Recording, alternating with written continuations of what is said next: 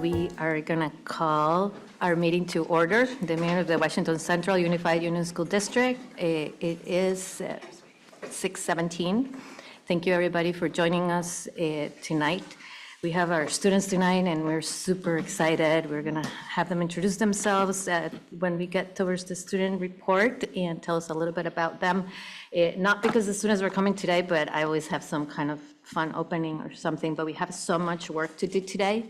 But I did, there's a lot of hurt going on right now, and there's different, even some of our own board members and our own community members are really having a really hard time. There's a lot of going on the nation as a whole. So I love picture books still, and it's because I learned to read English a little later. So I brought this picture book, and it's about caring. And I was just going to read one page. Don't get worried, because I'm not going to read but I wanted to give you a little context of, and I didn't bring it just because you guys were coming. I read picture books all the time, and my kids are out of the house. But so the first image is just this beautiful garden, and this little kid is asking her some questions, and because I don't want to read all of the pages. And then when she says, then he's asking her, how is it possible that this is so beautiful, right? And she says, when I first saw this land, the gardener sighed that it was barren and scarred. It hurt my heart.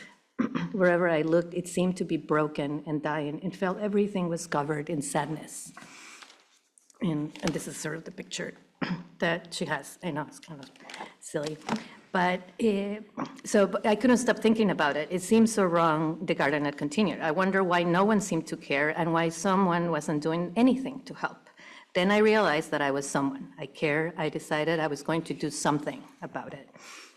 How did you know you could do it? I asked in amazement, the little boy, right? I didn't, she admitted. For years, I wasn't sure if I was helping much at all. It seemed pretty hopeless. The problem was huge, and it was just me. But I believe we can't be indifferent to things that matter. I had to try. Yes, but this must have been so much work, I marveled. Do you ever want to quit? Sure, the gardener conceded. Many times I thought about giving up. Some days were especially tough, but when my body feels tired, I rest. When I worry about the world with its immense problems, it makes me feel small and powerless. But then I come here.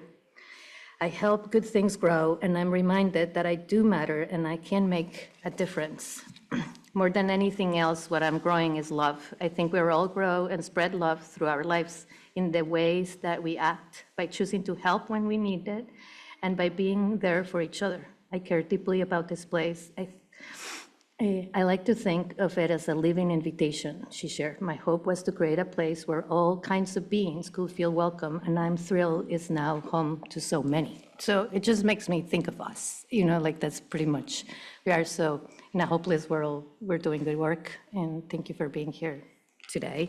With that, setting the tone for the conversations that we're gonna have today, because I know there's gonna be a lot of people in the room, I wanted to open it up to, if I can find my agenda, to public comment, and remind people that public comment is an opportunity for public to make comments directly to the board. The public should not expect a response to their comments. The board's role during public comment is to listen. The board takes public comment into consideration as it does its work. And the guidelines for the public comment are identify yourself, and then comments should be kept to a minute and a half. Comments should be respectful, kind, and civil. Comments should be directed to the chair, but to the board members. The school board won't respond, but will make sure that if something needs to go into the agenda, we'll put it into our next agenda. And with that, I'm going to open it to public comment today, and I'm not seeing anybody from the public on live, but I see a couple of hands up online. So let me see. I think you're first. Alan, Mr. Gerber, can you identify yourself? We can't quite see you, but please. Oh, there you are. Go ahead. Can you hear me too? You have a minute and a half, and Spencer is going to put the timer on. We can hear you. We can hear you well. Okay, great. Thank you. My comment tonight's a bit unusual. It includes an airplane metaphor. but we're in an unusual situation. By we, I mean all of us, not just the members of the board, but all of us in the WCUUSD. Unlike many other districts, we are currently in a holding pattern regarding reconfiguration choices. There are numerous options. You, as pilots, are examining them. There is, however, only one option that will provide a safe landing for now. That safe landing is to convey to the Reconfiguration Task Force our interest in exploring working with other schools in our area to form a single governance entity. 25 other districts have already taken such action, with the first in April. You as a board have said you will wait until your next meeting on October 8th to decide where we will land. I urge you to indicate tonight our district's interest in landing at the only safe site, the one with the other schools in our area. You can indicate this with a straw vote of where board members are leaning regarding the McVeigh resolution on the table, or make a similar statement. You are within meeting rules to do this. The longer you have a circle above a landing site, the more vulnerable we become to landing in a super district of up to 8,000 students, planned by legislators rather than formed thoughtfully by other districts we're familiar with. Please take action tonight. Thank you. Thank you, Alan. Okay, I don't see any other hands up. Okay, you see anything specific? No. Okay, so I was so excited about the opening of the public comment that I forgot to do adjustments to the agenda. So we're going to start with, there's a request for a small adjustment to the agenda. I'm looking at you because to 5.4 in the proposed resolution, we're going to allow, we didn't have this before, but we are going to allow a small, Margaret is going to join us, is that correct? Yeah. Chris, and she's going to speak for 5 minutes. Correct. And she's going to join us online, and that's a small change to the agenda. So if everybody is okay with that, I would like to have a motion to accept the amendment to the agenda and. So, no, oh, sorry. Okay, good. I'll second you. Okay. Yes, so, sorry. Second. Thank you. Okay, any other adjustments?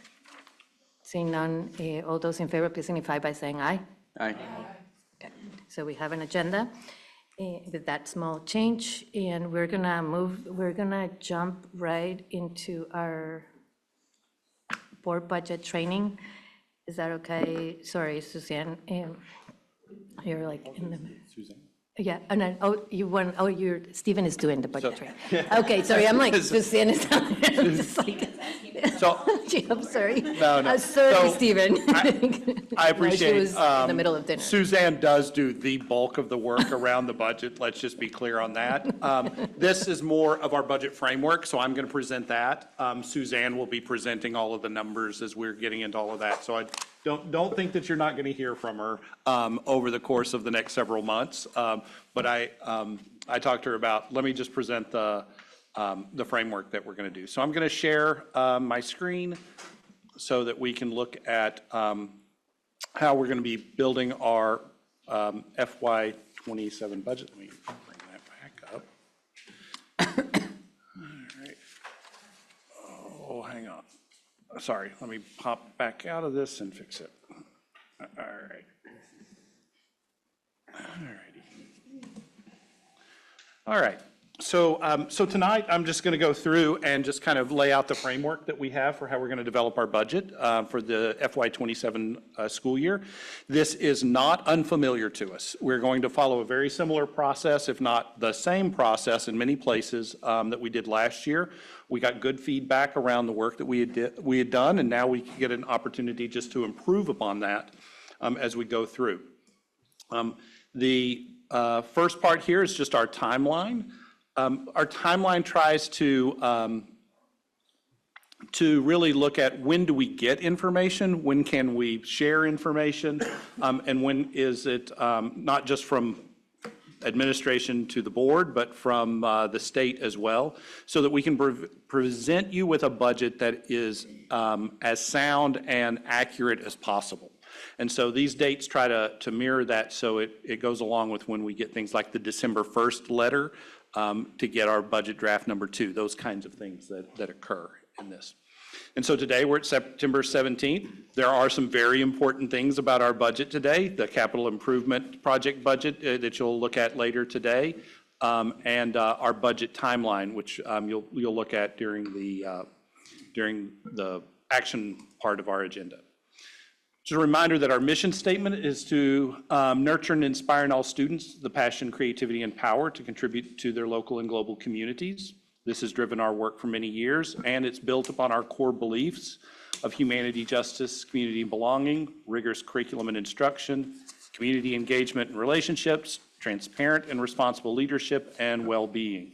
And so we keep these at the center of all of the work that we do to make sure that we stay grounded so that we can meet the goals of our strategic plan that are to build and nurture a culture of well-being and inclusivity, challenge, empower, engage each student through evidence-based instructional strategies and curriculum and varied educational opportunities, and that we foster and commit to responsible leadership that engages the community and communicates transparently.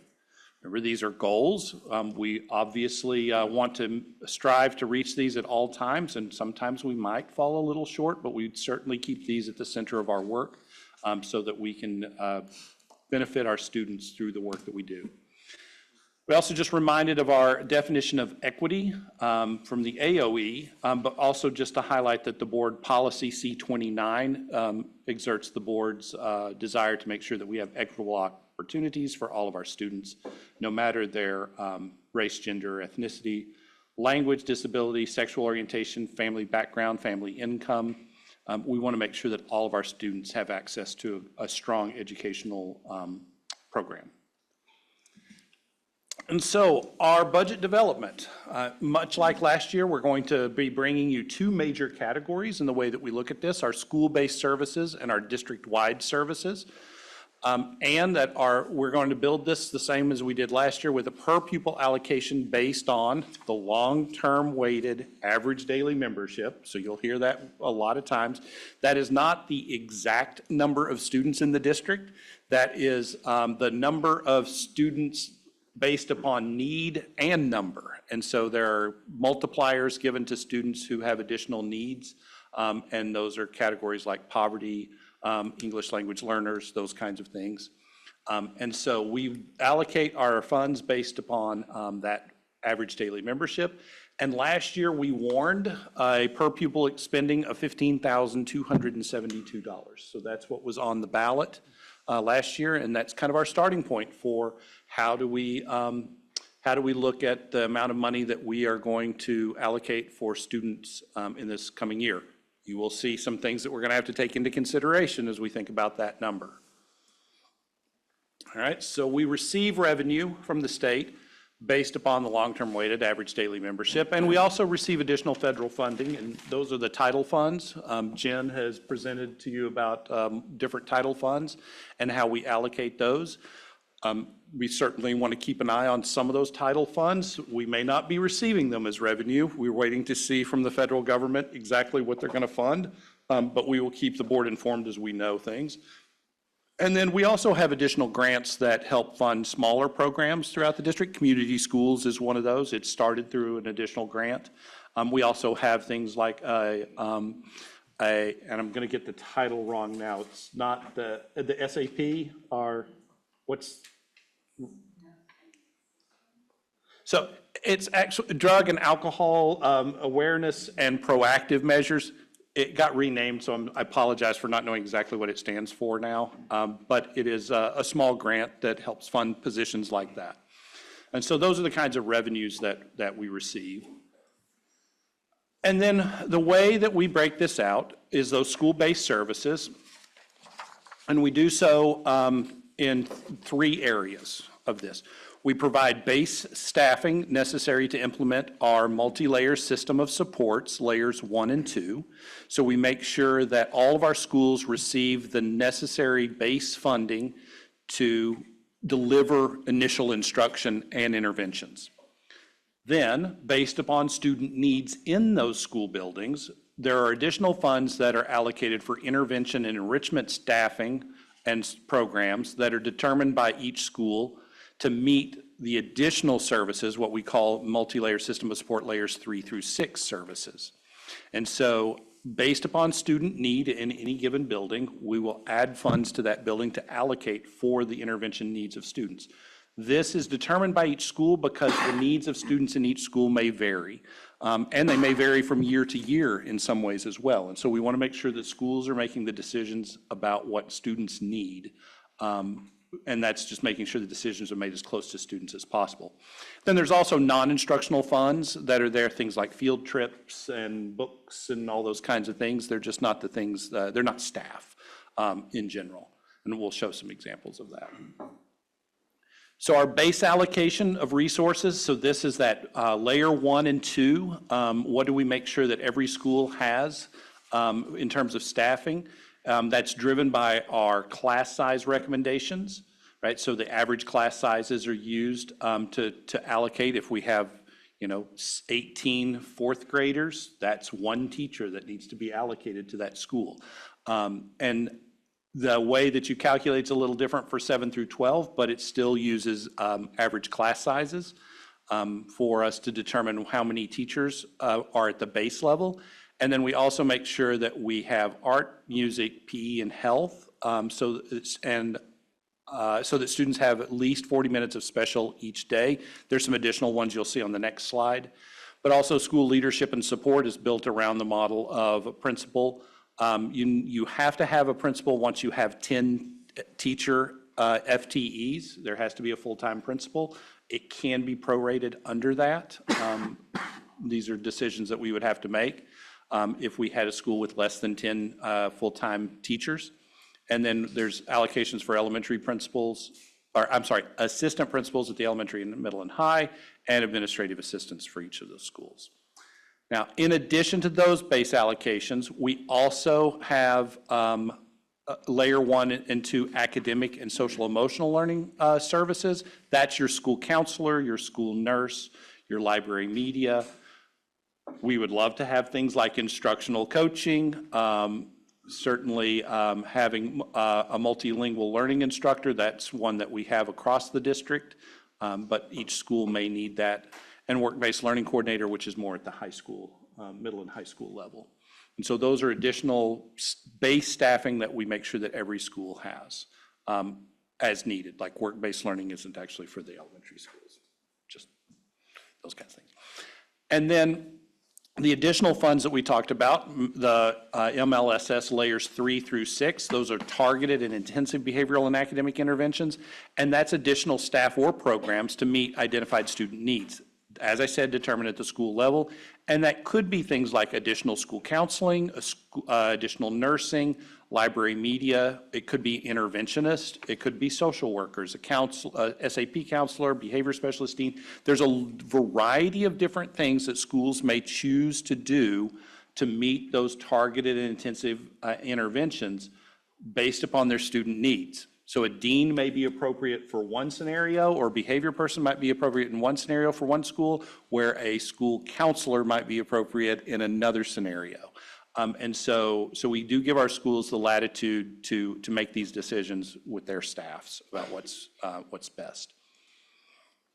And then we talked about those other resources, those other expenses, things like staff development, stipends, co-curricular and third space fall into this category, field trips, supplies. These are the non-personnel, although stipends do go to personnel as well, but mostly non-personnel kinds of things to make sure that schools can run. This is so they have paper for the copy machine, those kinds of things that are there. And then the other side of this is the district-wide services. So while we budget for the schools, we also have to budget for several services that are district-wide. And so those are the things like your expenses as a board, the central office, special education services, which is a big part of that budget, facilities, technology, community schools is a category that we did not have last year in this part, but that's been added in as part of our district-wide services. And then things like our tuitions that we have to pay out, transportation, food service, and capital. Those all come out of the district-wide services and serve students across the entire district in some way, shape, or form.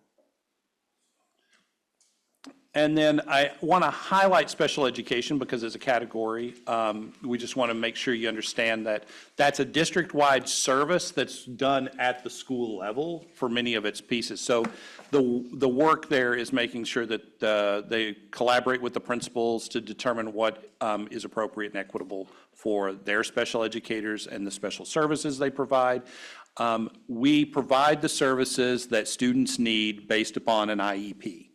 That may not look the same at each one of our schools, and so staffing and related services might look a little bit different just depending on those student needs.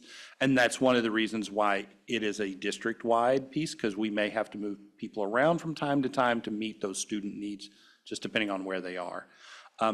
Overall, and we said this, or I said this at configuration, we really are looking for staffing levels that are based on the number of students that are in the building. So 1 to 70 for our elementary schools, 1 special educator for every 70 students, not just students that have an IEP, but 70 kids total, and 1 to 65 at the middle and high school level. And so that gives us a rough idea of where our staffing needs to be for special education. And then just a reminder of our big goals around budget building is building that budget based upon the needs of our kids, the multi-layer system of supports, and the education quality standards, and focus our decision-making on programs and services that meet the goals of the strategic plan. So this is the administration's budget building goals when we're sitting there working on this. And the board has to, we're going to ask you to set some guidelines, some guardrails, some parameters, whatever words you want to use for this, but like what are we comfortable with? And here's the things that you're going to need to take into account when we think about that original amount of $15,272 that we're spending this year. Like, do we want to increase that to meet some of these considerations? These are the questions that we're going to have to ask. Not asking you right this second. But we have to keep in mind our per pupil spending threshold is still there. The timing of state information, it can be difficult, particularly around Act 73, because there's known and unknown in this process. We are in a negotiations year with both of our associations. We have a transportation contract that is, we could negotiate it. We could also extend it. There's some possibilities there. And there's a potential reduction in federal funds that we are keeping an eye on to see how that might affect us. And so, those are some big things to be considering as we think about what are the parameters around our budget building. And so we get to the question discussion part of this. So I'm sure that you have some questions. I may not have specific answers around dollar amounts or things like that, but I can certainly around the process that we're going to follow. Thank you, Stephen. We're going to open it for questions for board members and students. So if there's no wrong questions. So any basic questions are I'm also going to stop the share welcoming. so that people Welcome. Ursula? I had a question on number of principals. When you talk about like baseline allocations and you said at 10 teachers, you require a principal. Is it teachers specifically or are we talking staff members?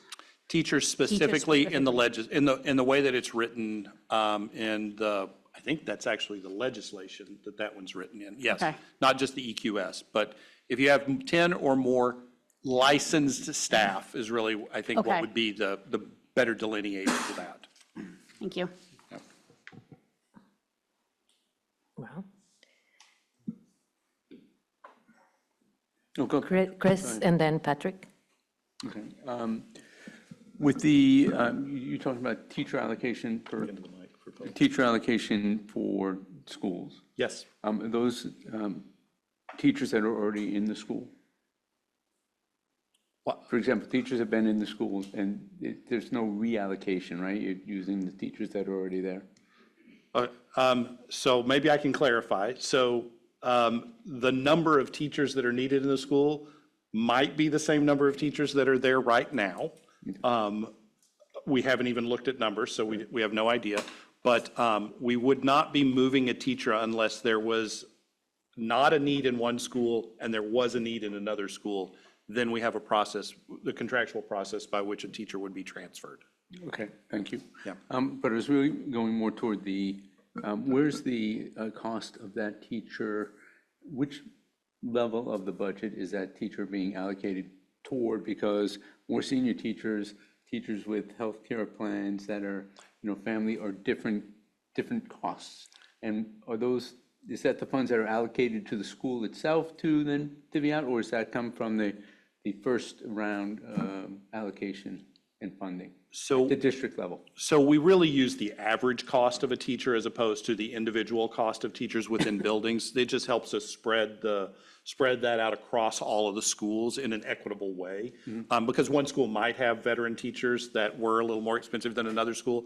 We don't give one school more money or less money than the other. So we kind of do that. That base allocation really comes off the top of the allocation to the schools. Okay, and for nursing services, is there a base allocation for nursing services that comes off the top, or, and then a school can supplement that if they want with the money that is allocated to them? Yes, so the initial allocation for nursing would be prorated based upon the number of students in that building. And then should the school decide that they need a nurse for additional intervention services, they could add to that nurse's total time if they weren't full-time.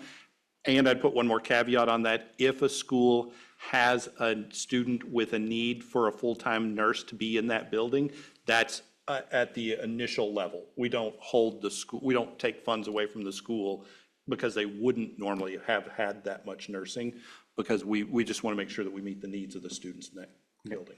Thank you. Patrick? Could you remind me where the scrutiny on the central office, kind of in this sort of per pupil way is on? So last year we could give a dollar amount for how much was spent per pupil on all of those district-wide services. And are you talking about specifically just central office within the district-wide services? Because it seems to me a lot of the costs and the numbers are allocated to a particular building, and then there's money that is district-wide, and I'm curious, some of that even though it's allocated district-wide, it's actually a thing that's happening in the building, like the nursing discussion you just had. But some of these are, district-wide costs that are happening at the central office. Are those pulled out differently? I don't think so, but what we'll do is we'll break out each category. So when you saw all of those categories for district-wide services, we'll break those out as to what part of the budget that they are and how much of the total of the 15,000, the total per pupil, how much is going to the district-wide services and how much is going to the school-based services. Right. So we'll be breaking those out. All right, thank you. Yep. Elizabeth? Yeah, so going back to nursing, I'm curious, the last time we had a budget, there was reduction in nursing at an elementary school, maybe more than one, and U32. And I know one of the things that we talked a lot about was how we would be getting creative as a district in addressing the needs of students when maybe there wasn't a full-time nurse there, or maybe the nurse was there only a few days a week. I'm just curious, I think it'd be really helpful for me to hear what that process has looked like for you guys and what information you've gathered from your nurses and from data about how things have been going and what strategies you've been using. I'm ready for this one. So we just had a meeting yesterday with CVMC. We have a small group of people that are working together through the community schools work as well to look at what is nursing. And we're actually gathering that data that you're asking about right now. So while I can't say here's what the data is, we're actually just starting to gather it. I've asked Gillian and Beck Dezan, our community school coordinator, Gillian, our principal at Doty, are working together with this group to bring that data out. They're working with the nurses. So we'll have some good information about what are our needs, or where are we meeting those, and which needs can be met both internally with our nursing services, and what can we pull from the community to possibly help in some other areas. So that's where we're moving. It'll take us a little time to get there, but we are collecting the data right now so that we'll have some of that information in this process. Thank you, Stephen. Michaela? Potentially a two-part question. which, if any, of our schools right now have under that 10 licensed positions? I'm looking at Jared, I'm not sure, I think Callis is right, a little bit above that, actually. Yeah, it's Callis is close, Doty is under 10 full-time licensed people. That doesn't occur in any other school. Okay. And I know that the principal at Doty is prorated, or that. So Wait, but my question is, the counseling and nursing is prorated, period, and then it's up to the schools where they put the resources. I'm just curious why principals wouldn't be prorated to start with, and then up to them if they want to bump it up. Well, so full-time status for our principals is a little bit different depending on which school you're talking about. And so, a Callis, for example, the full-time means that he's not working for part of the summer. Same with Doty, whereas a full-time principal at East Montpelier, Berlin, U32, they're full year employees. So we already have reduced a little bit, but still consider them full-time for the school year. And so this is an area that we have to look at, and we have to make some decisions around, are we at that point? I think Callis is a good example. Jared, I'm going to use you as an example right now. I believe he is over 10 licensed employees, which means that he has to be full-time, right? It's only in schools that have less than 10 licensed positions in which we can consider what would be a part-time principal, and that could be prorated. Which would mean, and this is not me advocating for anything, but just informing you, is that if you had a part-time principal at school, it would mean that they wouldn't be there sometimes during the school year. And that's what a part-time principal would be. And the school would then have some other designation, either a person internally or somebody else in the district who is a designee when that person wasn't there. I'm not sure that we're there. It's just the way that it works. I'm just interested in, as we go through this budget process, looking at where the guidelines for administration might be different than the guidelines for other categories, and why. It doesn't necessarily mean that it shouldn't be, but I do want to pay attention to where there are differences and why. So thank you. Yeah, I think I could also say the assistant principal spot is one of those where we have to look at. It's a 1 to 300 student categories, and so we have to look at those pieces as to how many students are in the schools. Yeah. Go ahead, Elizabeth. Sorry, I have another question. So one of the things that I've been thinking a lot about is behavioral specialists and behavioral teams at the schools. I can only speak on behalf of Callis, but I know that we currently have a behavioral specialist who is also our counselor. And I've been thinking about it a lot because when we think about multi-layer system of support, often the behavioral specialist is just beyond that gen ed classroom. And I guess one of the things that I'd really like to know more about, and maybe this is from each principal, but how are they managing behaviors when they go beyond the classroom, and who is delivering that level of behavior support if there isn't necessarily a full-time behavioral specialist? And I ask this because, mental health for our young kids is pretty alarming right now. And I also believe that given that we're looking very closely at social emotional learning and supporting children who have social emotional needs, I'm just wondering how that all ties in and what the principal's experiences have been when maybe they don't have a behavior specialist or maybe they don't have a full-time behavioral specialist.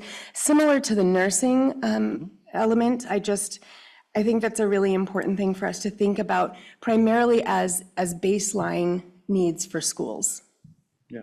Can I repeat back to you what I think I heard in that is that it would be helpful for the board to understand how do we provide behavioral interventions across the district? What does it look like? And what models are we following around that? Is that?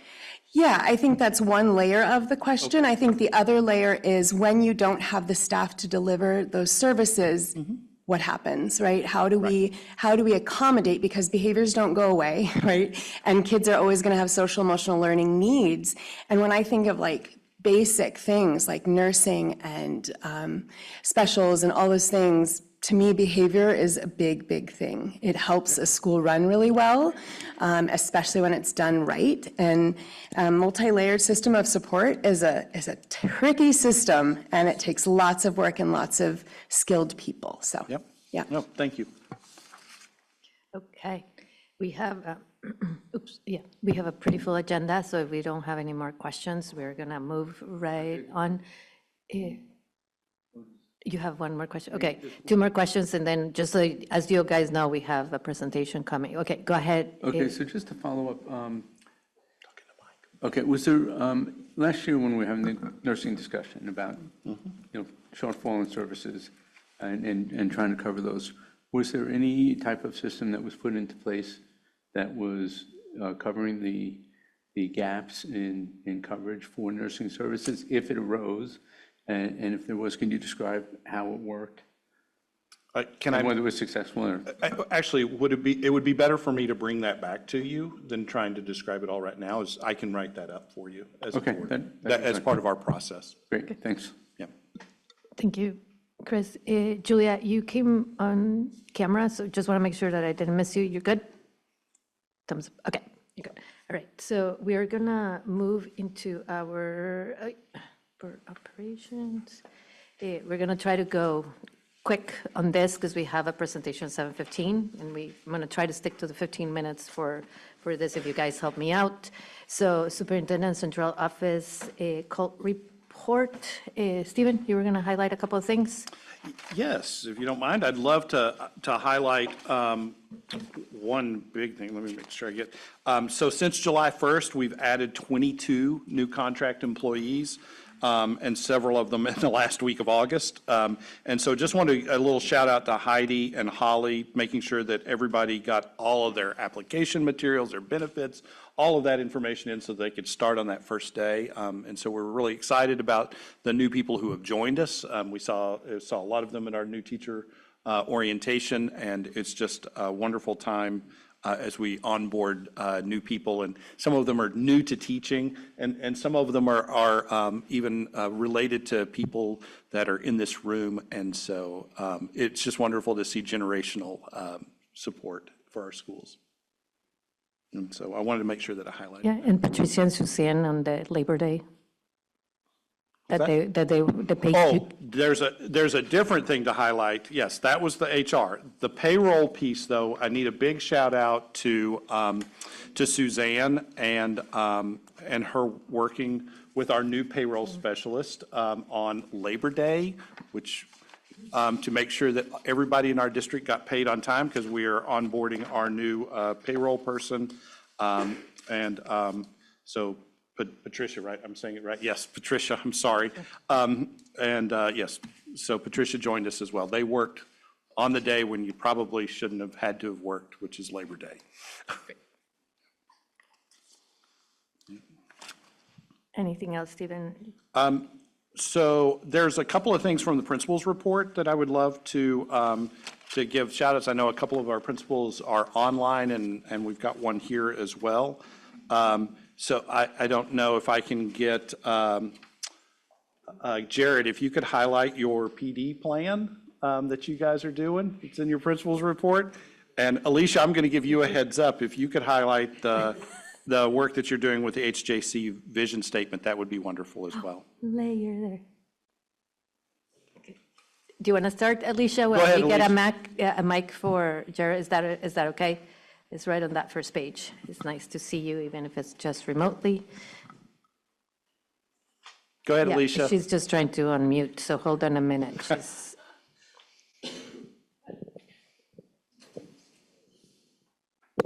You got it? No, okay, we'll go with Jared first. Yeah, go, Jared. Is this on? Oh, Yes. jeez. Thank you for putting me on the spot. Yeah. So our PD plan, so something Calais hasn't had, that's something East Montpelier I know has done really well for years, which is PD inside of the school day for teachers, so not just the Wednesday time. And so we've had to do something creative. We don't have as many staff to get everybody covered, to have the entire teaching staff all together at once. So what we've done is we've broken into upper and lower school, basically.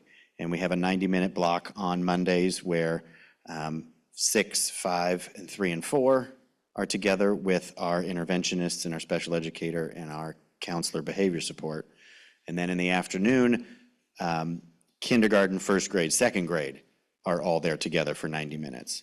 And so what we're doing is every other week, we do data talks, and we're looking at data, we're looking at curriculum and those kind of things.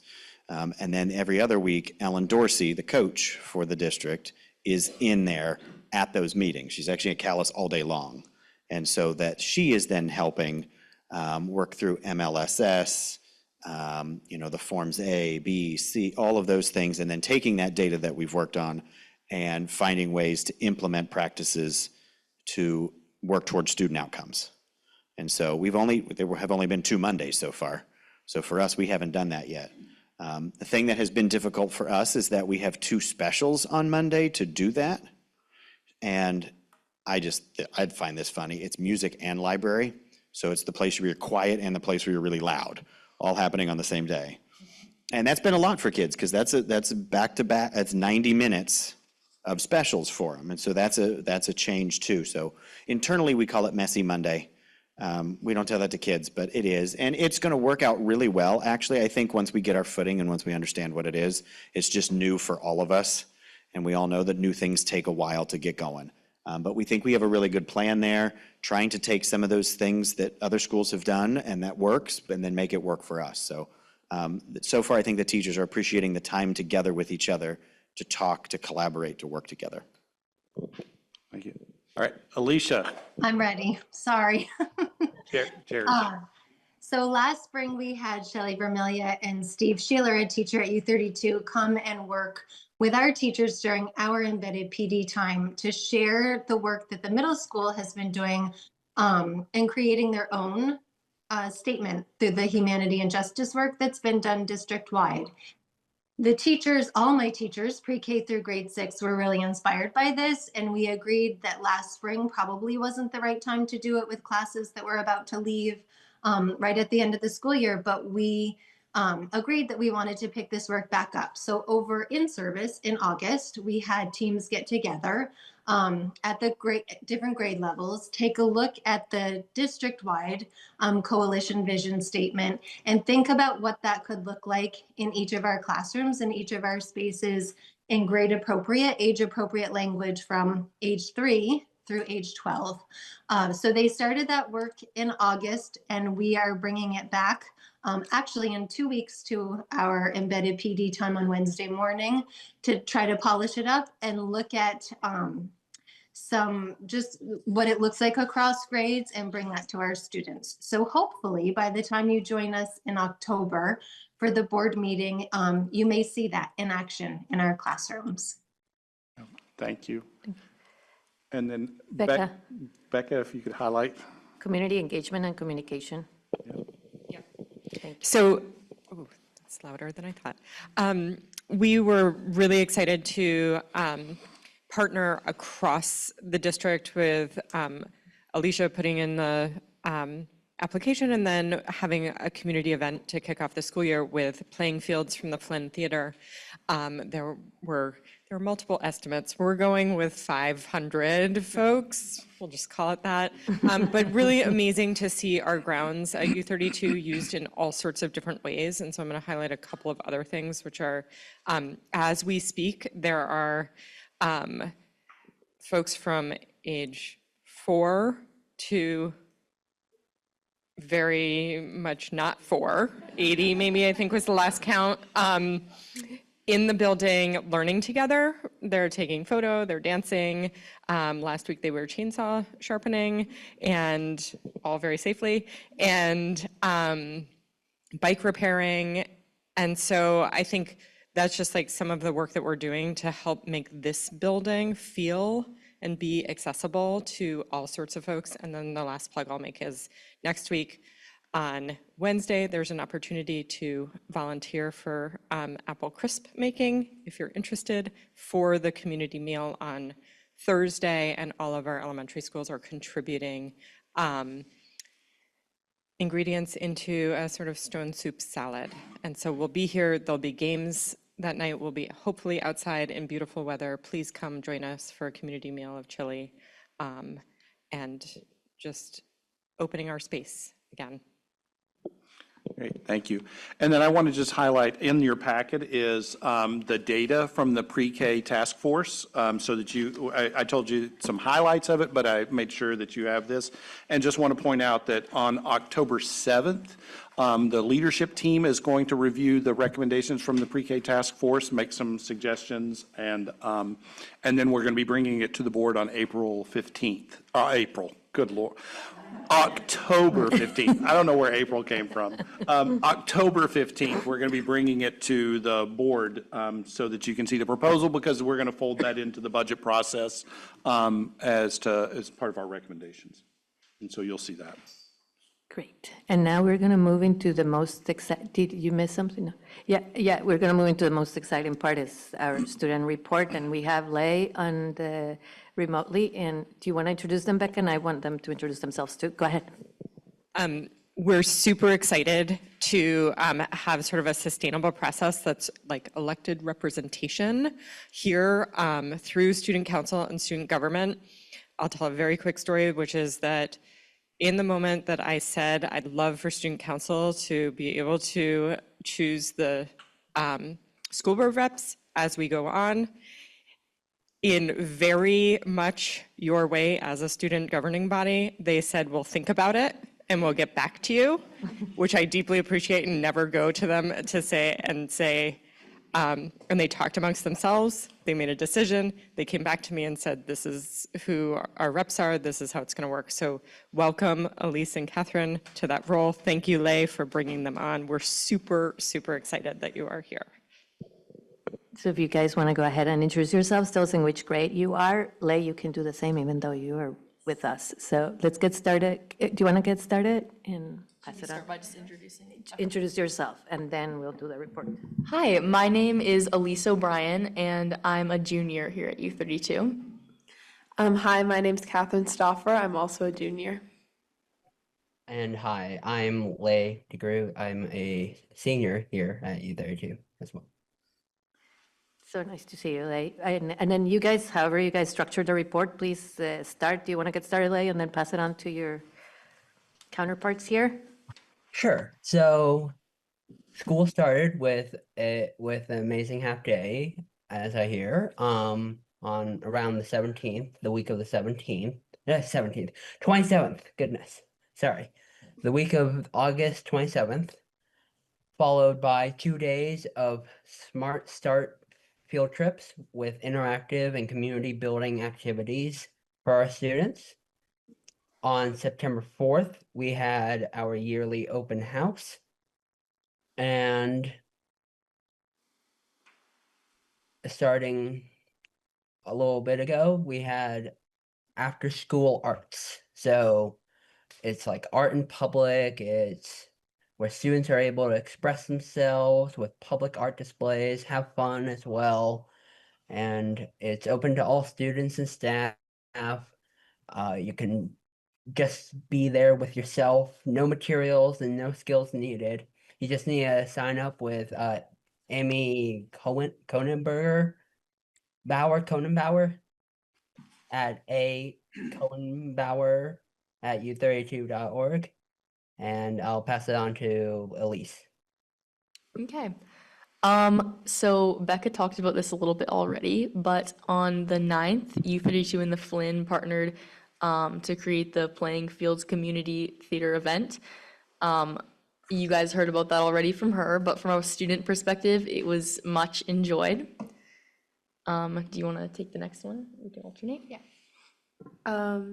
So community learning series at U32 during September.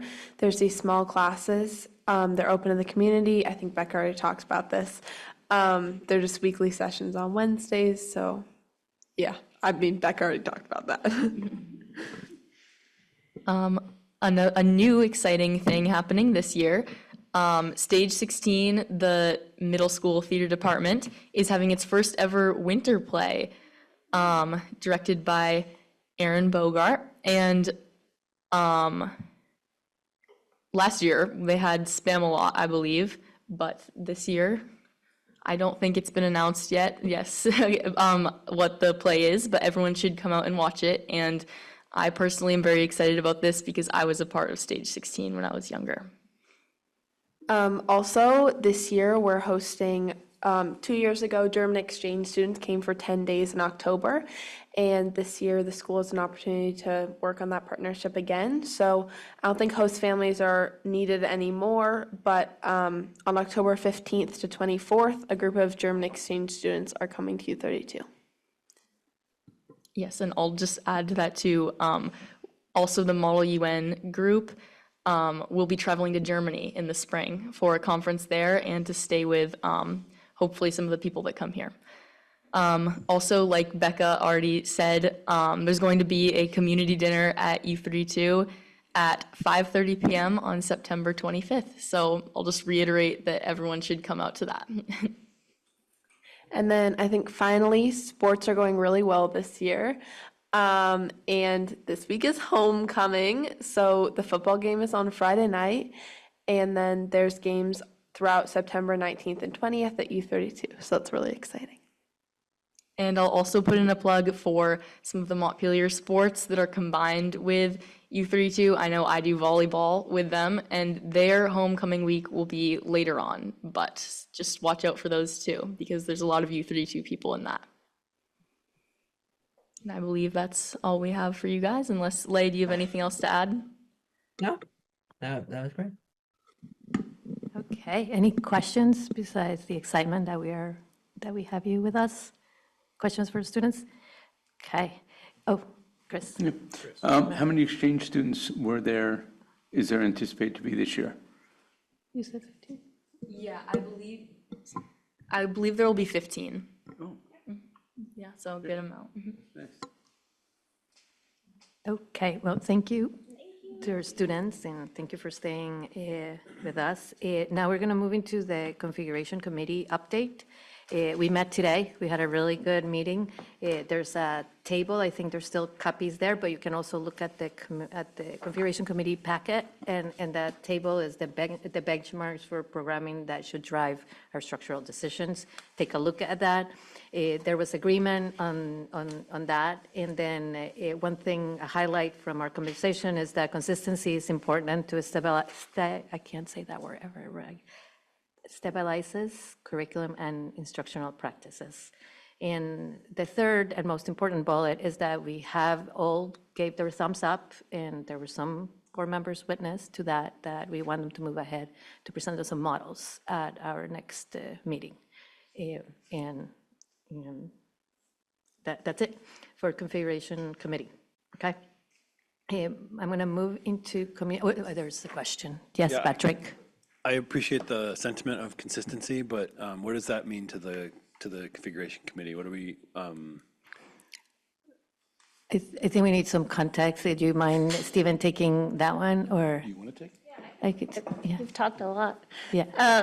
It was actually in context of having straight grades versus multi-level grades, and how both, I think we had a long discussion about it and about instruction time in the straight grade model versus the multi-grade models, but with the most important part being consistency. So not having a first grade, second grade, and then a second grade, third grade, and then a third grade, fourth grade, but having, if you need to have the multi-level grades, to have only first and second, and then third and fourth, and then fifth and sixth, and have that consistent across the school, across years, because otherwise it makes it really hard on the teachers and the students. Did I do well, Becca? Thank you. All right. Any other questions? Okay. Then I'm gonna move us into community schools. Beck is very busy downstairs, I believe dancing. I'm a little jealous because I love to dance. but I'm going to go ahead and, I think most of it has been shared, but I just wanted to put those, oops, where's it turn up? Sorry, there's so much open there, but can you see the pictures? I just wanted you guys, and that's what we've been talking about. I don't know that there's much to share. Both students and Becca already share it, and just wanted everybody online to be able to see the pictures in case they didn't see the packet. So that is on community schools. I'll stop the share, and we're just very thankful to Beck for all the, for all the work that it's done. It's an incredible amount of work in a very short period of time with very tight timelines, and just, again, remind the board that we can help and we can be there that day for the last part, which is the dinner on the 25th. Go ahead. So I just want to give a recognition to Beck, who I ran into at the Red Hen at like 7 o'clock in the morning on a Sunday with her computer out and her books straight out and working, getting ready to, I think, come to some type of training here on a Sunday morning. And, you know, she comes from Jericho, which is quite a distance. And she just was very hard. I think it was the Outback training, if I'm not Yeah. wrong. Yeah, I think it was that, yeah. But it was, Minister. what? And his 2 little kids. Yeah. Oh, yeah. Well, it was just surprising, but also wonderful to see her. So, Okay, now we're going to move into the Central Vermont Career Center. Patrick? Yeah, a couple things to highlight today. There's an announcement, I think it was today or yesterday, that a partnership that we've been working on for a while with Vermont Emergency Services District 6 and 8, as well as the UVM Health Center, to expand first responder training. And the partnership is to use the facilities we have at the Career Center for adult education in order to expand the workforce readiness for emergency services. So it's just an example of you know, the utility of the Career Center that's beyond the school day, and it provides us with a really robust connection with an important service in our community. Second thing is our bond vote is rapidly approaching on November the 4th. We have a communications campaign underway, so you might see a little bit more about this bond vote than just me talking about it at the board meetings. And I have a couple of yard signs that the Career Center put together. I've got a few extras, so if you're interested in one and would like to put one outside your house or place of work, then I've got a couple here. Come see me after the meeting. Thank you, Patrick. Thank you. And then the next one is the VSB. Oh, go ahead. Do you have questions? so Patrick, is there anything that we can do as board members to help get out the vote? Yeah, I think campaign? I think talking about it with the community would be helpful. I think reaching out to our representatives. I know it's not up to them in particular, but their support would be really helpful because they have a large megaphone. If you see information that is not correct or isn't reflecting of the reality of the situation, please counter it with the information that we have available for the bond vote and the fact of the importance of this new facility. Great. Any other questions? Okay. Seeing none, I'm going to move into the VSBA report. We're going to spend some time today in the legislative part, so I'm not going to go down that road. We are also going to appoint our proxy for voting and resolutions. So the next thing, just to remind you guys that we will be looking at the resolutions at our next meeting so that we can give guidance to our proxy on how to vote. There's a webinar that happened on September 11. Please watch the webinar, and it's really informational on the resolutions. We'll be sending all of the resolutions to you.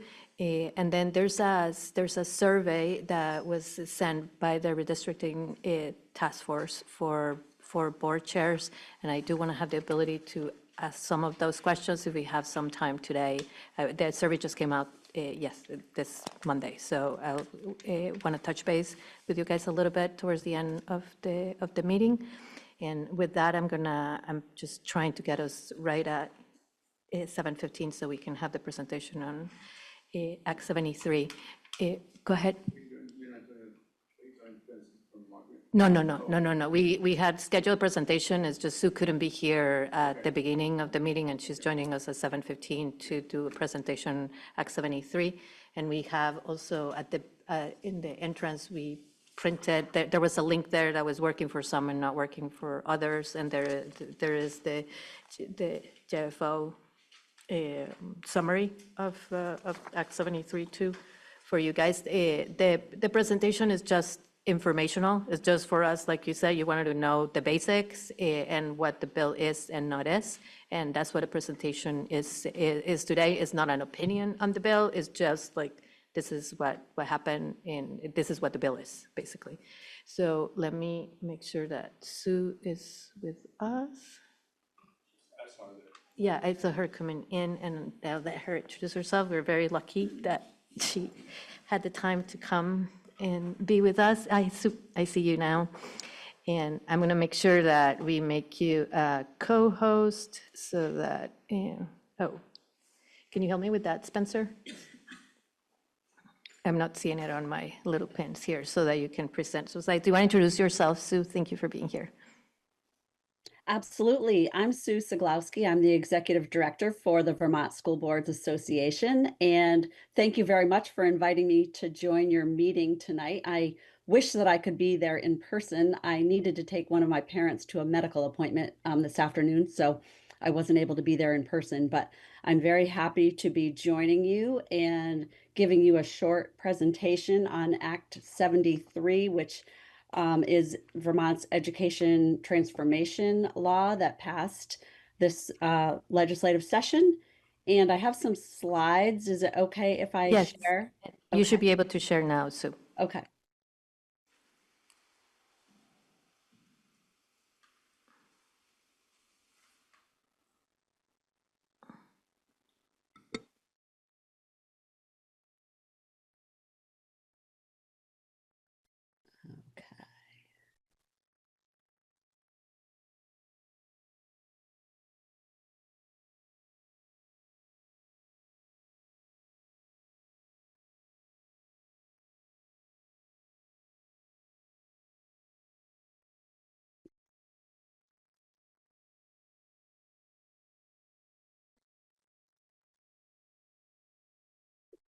Are you able to see the slide?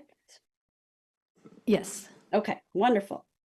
Okay, well, Act 73 is a bill that aims to transform Vermont's education governance, quality, and finance systems. It is 147 pages long, so I'm going to be summarizing it for you tonight.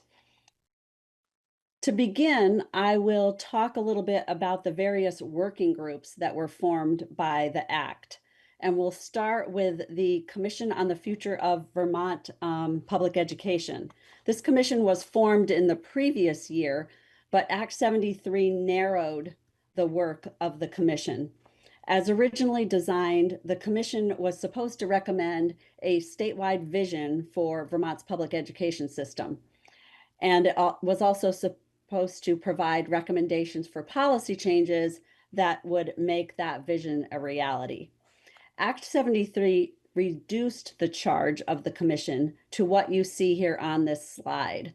So the commission now needs to define roles for local versus state control, update school district boards' roles and responsibilities and those of the electorate, establish a process for community voice in decisions regarding schools and recommendations for what that process shall entail, and a monitoring process for implementing the act in a transparent and public-facing manner.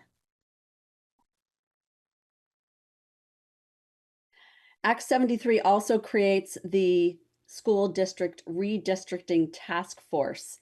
And this task force has a duty to recommend new school district boundaries and configurations to the General Assembly. There are 6 legislators on the task force, and they hold the majority vote. 3 are from the House, 3 are from the Senate. And then the House, the Senate, and the governor appointed the 5 remaining members who are former education leaders.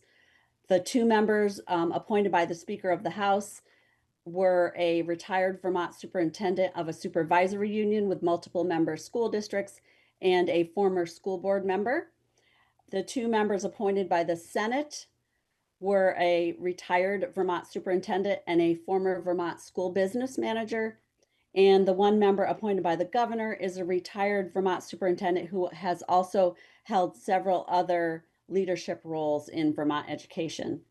So there are 11 members on this task force. The task force must propose not more than 3 options for new school district boundaries, and at least one option must include the use of supervisory unions and allow for the continuation of a tuitioning system that provides continued access to independent schools serving geographic areas that do not operate public schools for the grades served by those independent schools. Some more information is that the proposed new school districts or supervisory unions and supervisory districts must have, to the extent practical, the law says, an average daily membership of not fewer than 4,000 and not more than 8,000 pre-K through grade 12 students. The task force has to hold at least two public hearings to receive and consider feedback regarding school district consolidation and proposed boundaries. And it is supposed to work closely with the Commission on the Future of Public Education's public engagement process to maximize public input. The report and maps are due on December 1st, 2025, and the task force ceases to exist on June 30th, 2026. Just to give you a little update on the work of the task force has met 3 times so far. At its most recent meeting, the task force reviewed a test template for proposing districting plans with evaluation criteria and received presentations on CTE region plans and county level plans, and talked about a strategy for selection of plans. Its next meeting is scheduled for September 29th.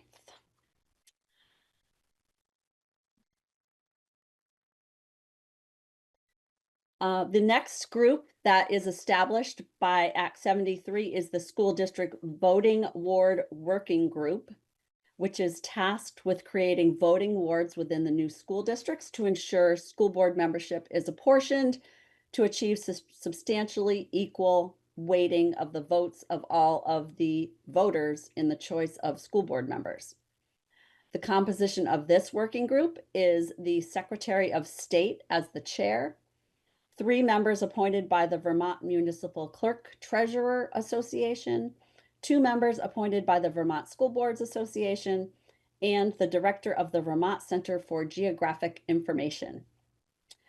Using the boundary proposals of the redistricting task force, this working group must use the same principles of apportionment followed by the Legislative Apportionment Board to make recommendations to the legislature for voting districts within each school district that are compact, contiguous, and drawn to achieve substantially equal weighting of votes and that meet the requirements of state and federal law. The working group's recommendations must include 2 things. First, the optimal number of school board members per school board to maximize public representation and democratic input while maintaining effective school board size. And second, the boundaries for the school district voting wards within each school district with alternative options if necessary, including detailed maps clearly delineating ward boundaries that respect current municipal boundary lines. This working group ceases to exist on June 30th, 2026. And just a little bit about the VSBA's appointments to that working group. The VSBA solicited member engagement by providing the opportunity to apply to any school board member to be a VSBA appointee to the working group. The deadline for applications was July 31st, 2025. The application process required interested individuals to complete a form, so each applicant answered the same questions. The legislative committee of the VSBA, which has 1 member from each of the VSBA's 11 regions, reviewed all of the applications using a scoring rubric that was aligned with the questions in the application. And the legislative committee also reviewed some information from reference checks and considered geographic representation to the extent possible. From the 11 applications, the legislative committee identified 6 school board members to interview. After interviewing the 6 school board members, the legislative committee advanced 4 school board members to be interviewed by the board. The board conducted interviews last week and appointed Marlon Verasimi of the Essex Westford School District Board and Mark Koenig of the Addison Northwest School District Board to this voting ward working group.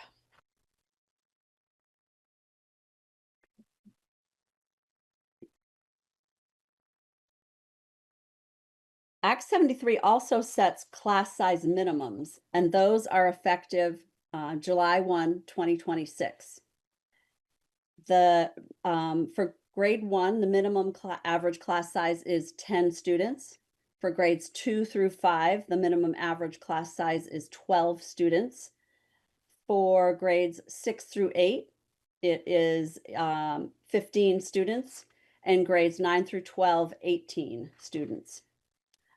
Multi-age classrooms in grades K through 8 are limited to 2 grade levels and per classroom. And there are several exclusions to the class size minimum requirement. Pre-kindergarten and kindergarten don't have any class size minimums.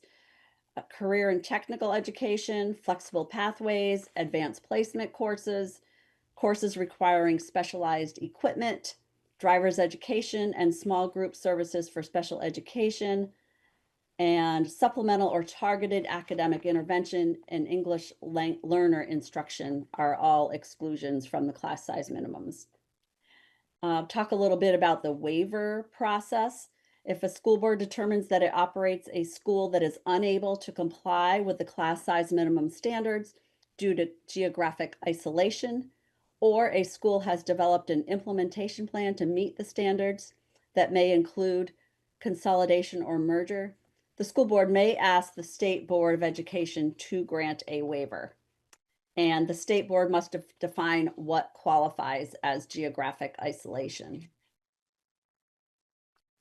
If the secretary determines that a school is not meeting class size minimum standards over the course of 3 consecutive school years, and that's very important, it must be 3 consecutive years, the secretary may recommend to the state board one or more of the actions that are listed in law. I will move on now to some of the state standards that the Act requires. Act 73 requires the state board to develop statewide graduation requirements, which will take effect in the 2027-2028 school year. And the AOE must develop a statewide calendar for the 2028-2029 school year. The AOE must also submit a report on guidance that would be provided to school officials and school board members on the business processes and transactions that would need to occur to facilitate mergers.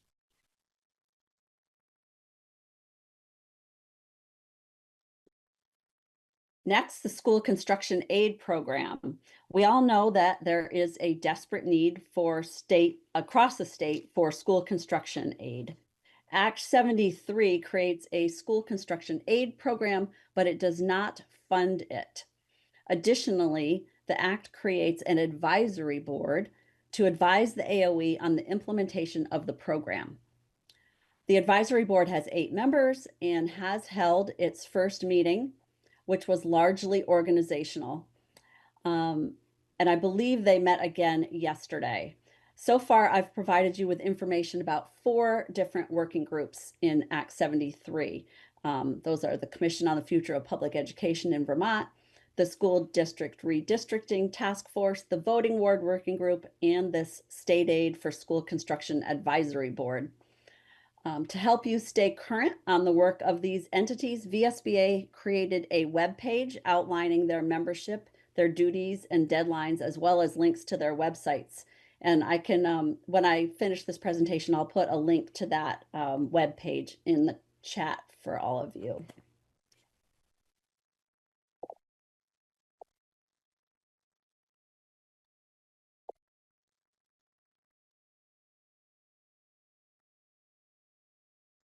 having trouble advancing my slide.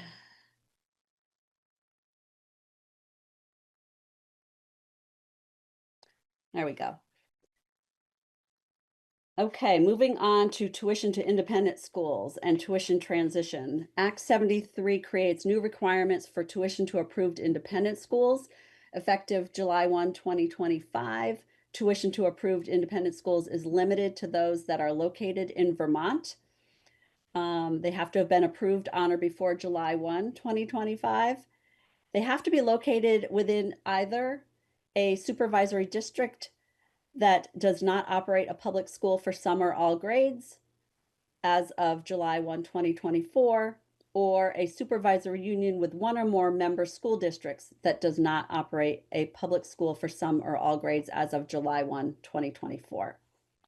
Additionally, to qualify for public tuition, an approved independent school must have had at least 25% of its student enrollment composed of students attending on a district-funded tuition basis during the 2023-2024 school year and must comply with minimum class size requirements, those same minimum class size requirements that I just spoke about a few minutes ago. If an independent school is unable to comply with the minimum class size requirements due to geographic isolation, or a school has developed an implementation plan to meet the requirements, the school may ask the state board to grant it a waiver. And there is a provision requiring school districts to continue to pay tuition on behalf of students enrolled for the 2024-2025 school year, or who had been accepted for enrollment for the 2025-2026 school year by approved independent schools until such time as those students graduate from those schools.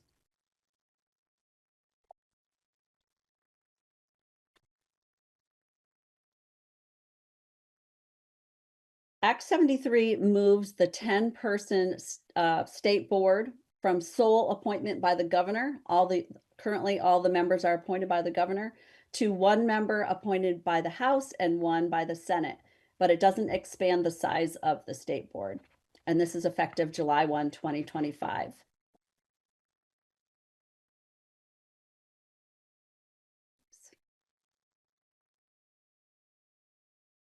The provisions on tuition calculation take effect on July 1, 2028 under various contingencies, including that the new school districts approved by the legislature in 2026, if they are, have assumed responsibility for the education of all resident students. This section sets tuition for receiving schools at the foundation base amount, and I'll talk about the foundation base amount in a couple of minutes, multiplied by the sum of 1 and any weights for each student attending the school, except that the receiving school may charge 5% more on the base for each student in grades 9 through 12, as long as the receiving school has received approval from the State Board of Education and the electorate of each sending district with at least one student attending the receiving school approves supplemental spending for that purpose. A receiving school that elects and is eligible to charge an additional fee must charge the same additional fee for each student attending on a publicly funded basis. A receiving school is prohibited from charging different fees to different school districts.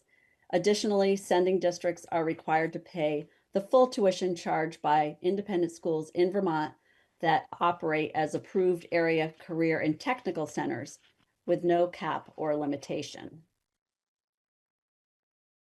Moving on to special education.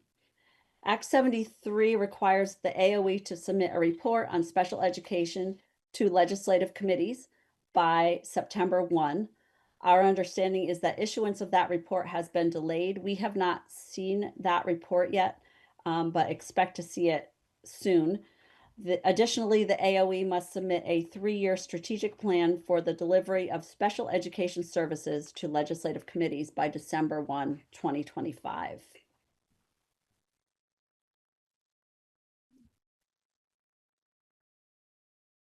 There is an appropriation in Act 73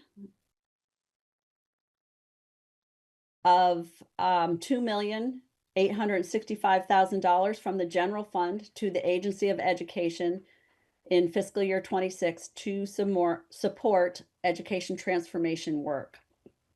It includes $200,000 allocated to support school boards transitioning to new governance models, $562,500 for additional positions at the Agency of Education, and $2,102,500 for contracted services to support school districts with administrative activities related to consolidation.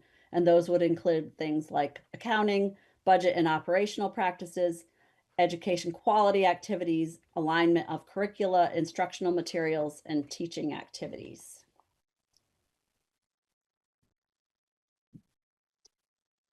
Now the foundation formula. Under Act 73, if the state transitions to new school districts in 2028 through 29, that change will be accompanied by a new formula for funding public schools across Vermont. The new funding formula is known as the foundation formula, and it will provide school districts with a base amount for each student that is augmented by weights to direct additional funding for students in the following categories: economically disadvantaged students, English language learners, students receiving special education services, and students with limited or interrupted formal education. The base amount of the foundation formula is $15,033, and this means that districts would receive $15,033 for each student counted in their average daily membership, plus any applicable weights. Act 73 establishes support grants for schools that are deemed to be small by necessity or sparse by necessity. These support grants would go into effect once new districts go into operation in 2028 and 2029. Each student attending a small school would receive an additional $3,157 in funding. To qualify, a school must enroll fewer than 100 students. The State Board of Education must also deem the school to be small by necessity, the definition of which will be determined by the legislature following a recommendation by the State Board, which is due by December 1, 2025. The small schools support grant will be adjusted for inflation annually. Each student attending a sparse school will receive an additional $1,954 in funding. To qualify, a school must be located within a municipality with fewer than 55 people per square mile. The State Board of Education must also deem the school to be sparse by necessity, the definition of which will be determined by the legislature following a recommendation by the State Board, which is due by December 1, 2025. And this grant would also be adjusted annually for inflation.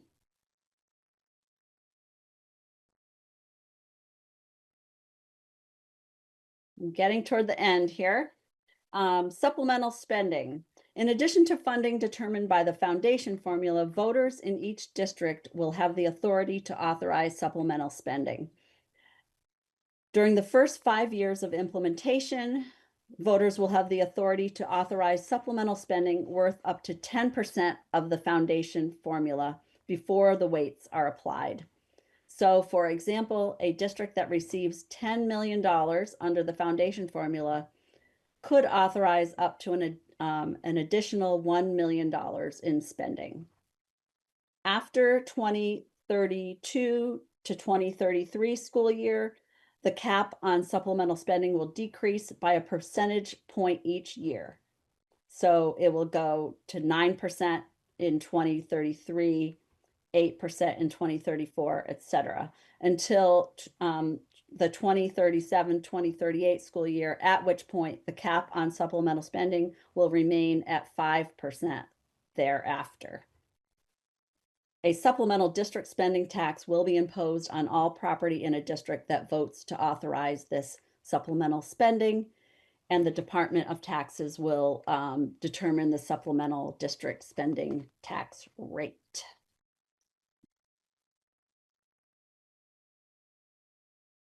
Act 73 replaces the current statewide education property tax credit with a homestead property tax exemption based on income.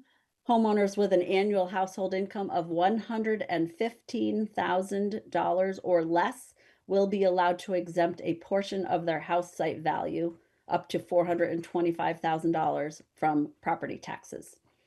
Additionally, this section includes a study examining whether to increase that income eligibility threshold.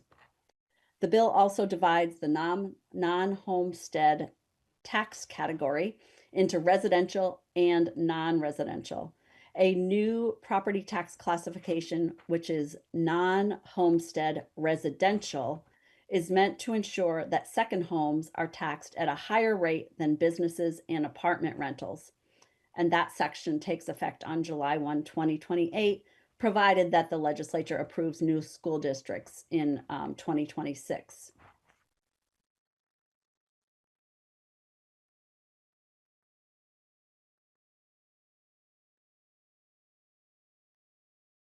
Act 73 establishes 12 regional assessment districts that will jointly reappraise their grand lists every 6 years, effective January 1, 2029. Each county is one regional assessment district, except that Franklin and Grand Isle counties together constitute one district, and Essex and Orlean counties together constitute one district. Oh, sorry, I'm having a little trouble with my slides. There we go. So here is a very high overview of the timeline highlights.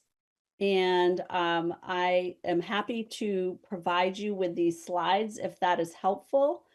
I would also like to let you know that there is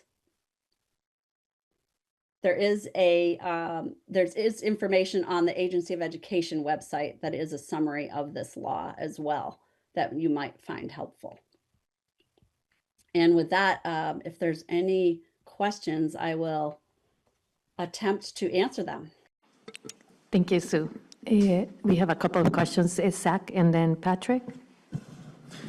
Yeah. Thank you, Sue. Just very quickly, on the foundation formula, we say it adjusts for inflation. Is that strictly CPI, or is that inflation being used more colloquially? They are, that hasn't been determined yet. The legislature is going to be considering what is the best method to do that. And one of the points that we've made to them is that Vermont, the increases in health insurance in Vermont are much higher than in many other areas of the country. And so we want to ensure that they're using a method that takes that into account. Thank you. You're welcome. Yeah, thank you very much, Sue. My question is about the class size minimums. I've asked this a few different places, but you gave, they're referred to in the document as average minimums, and I was just curious if you could tell us what's averaging to get to a minimum. Is it averaged over the years, or is it in a building, or is it in a district, or something else? That is a great question. I don't know whether it's I don't believe it's over years, but I don't know whether it's in a building versus a district. I can certainly check into that and see if there's more information that I can find for you.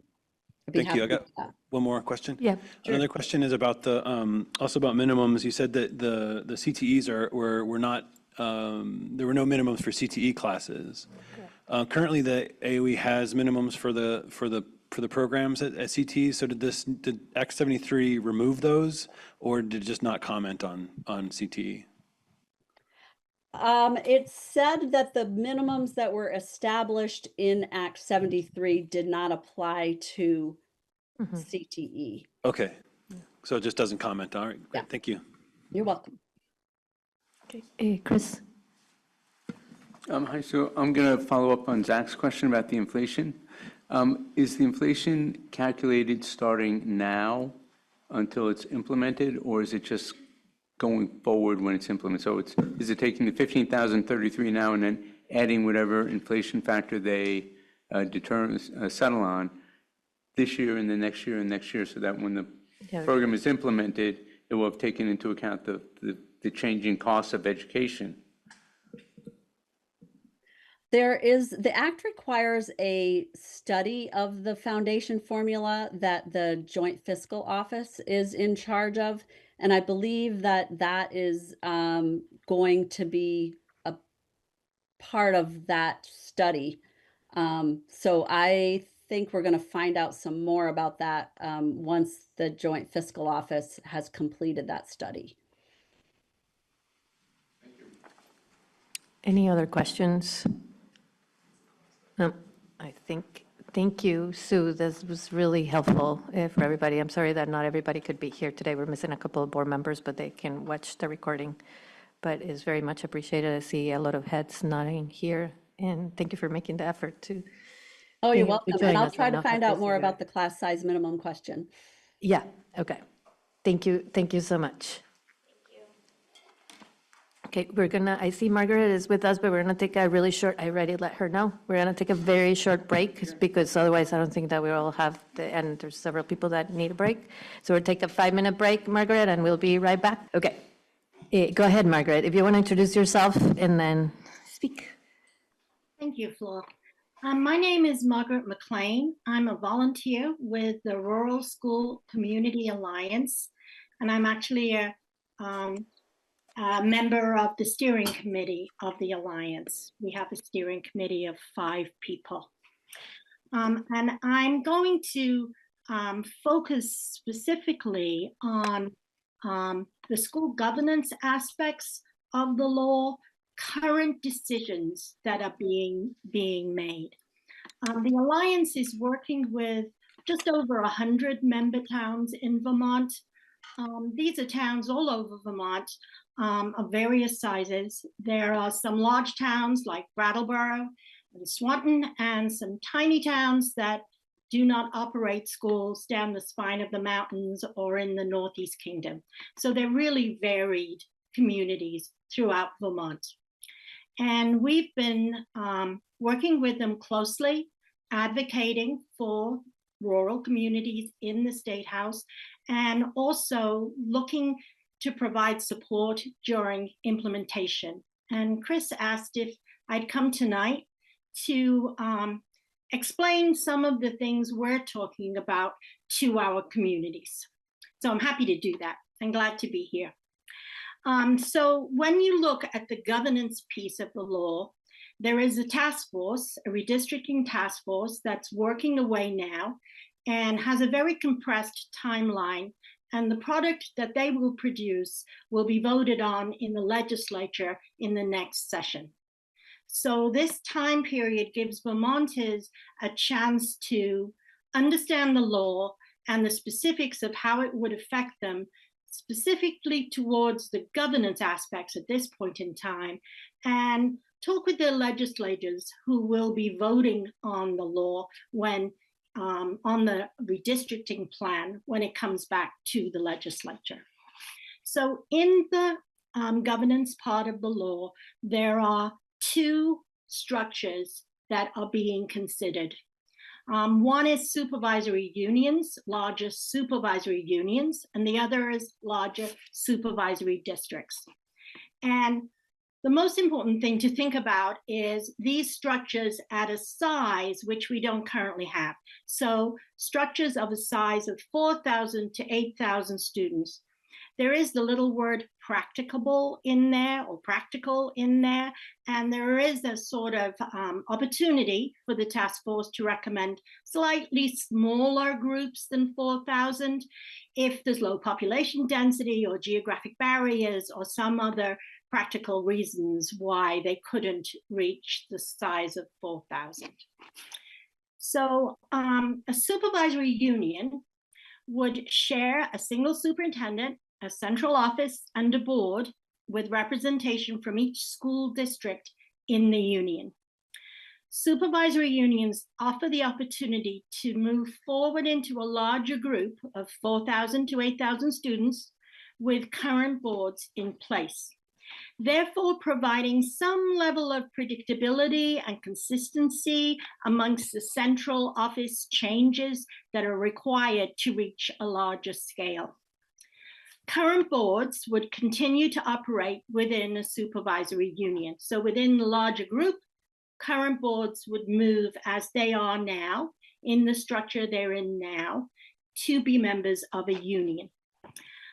Current articles of agreement would stay intact for those boards, and the school boards would collaborate with their neighbors to achieve cost reductions, efficiencies, effective educational opportunities, and all the kinds of things that this larger group would be tasked with. The supervisory union model provides a balance between financial benefits of shared collaborative services and the community-centered benefits of local responsive school boards, making decisions close to communities in the schools they work with, close to the community level. Local boards allow for these decisions made that directly impact students. Supervisory unions also have transparent costs that can be calculated per member district. And current statewide data shows that in the state now, we have districts, supervisory districts and supervisory unions, and the supervisory unions are overall more cost effective than the supervisory districts.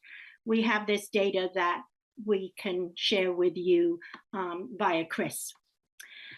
Voluntary mergers using current law could be considered to streamline operations.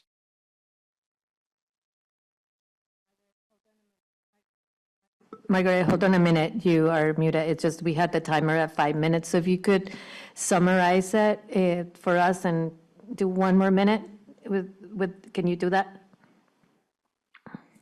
You're muted. Can you unmute yourself? Did you hear everything I said so far? Yes. Yes. So I have 1 more minute. Actually, that might be a little tight, but I will do my best because I did want to go over supervisory districts as well as supervisory unions.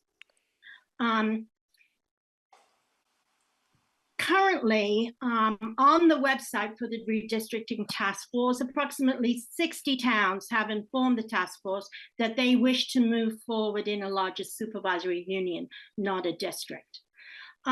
Unfortunately, at this time, there's a lot of unknowns about the supervisory districts of 4,000 to 8,000 students. We don't know, for example, how big a school board they would have. And voting will be in wards, and a ward task force is about to start work, but hasn't begun work yet and won't be finished by the time the redistricting task force finishes its task. So we're unsure about the number of school board members on these new larger boards, and we're also unsure about the about how they would be elected in wards. They won't be representing towns. They'll be in this new larger district. An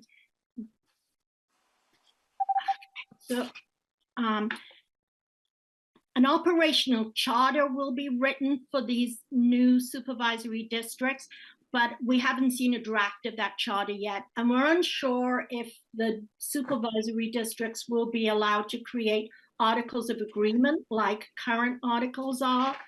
In a new supervisory district, all current boards would be dissolved. Okay. And So then Margaret, one board created.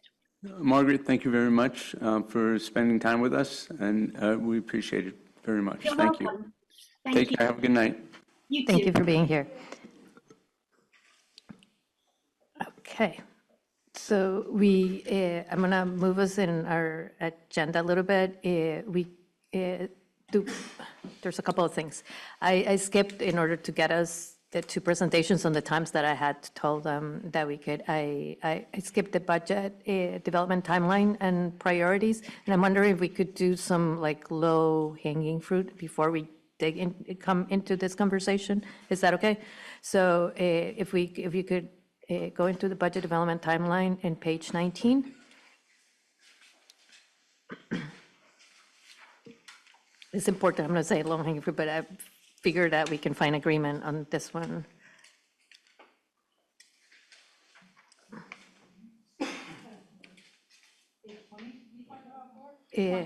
21, actually. 20. Yeah, is it?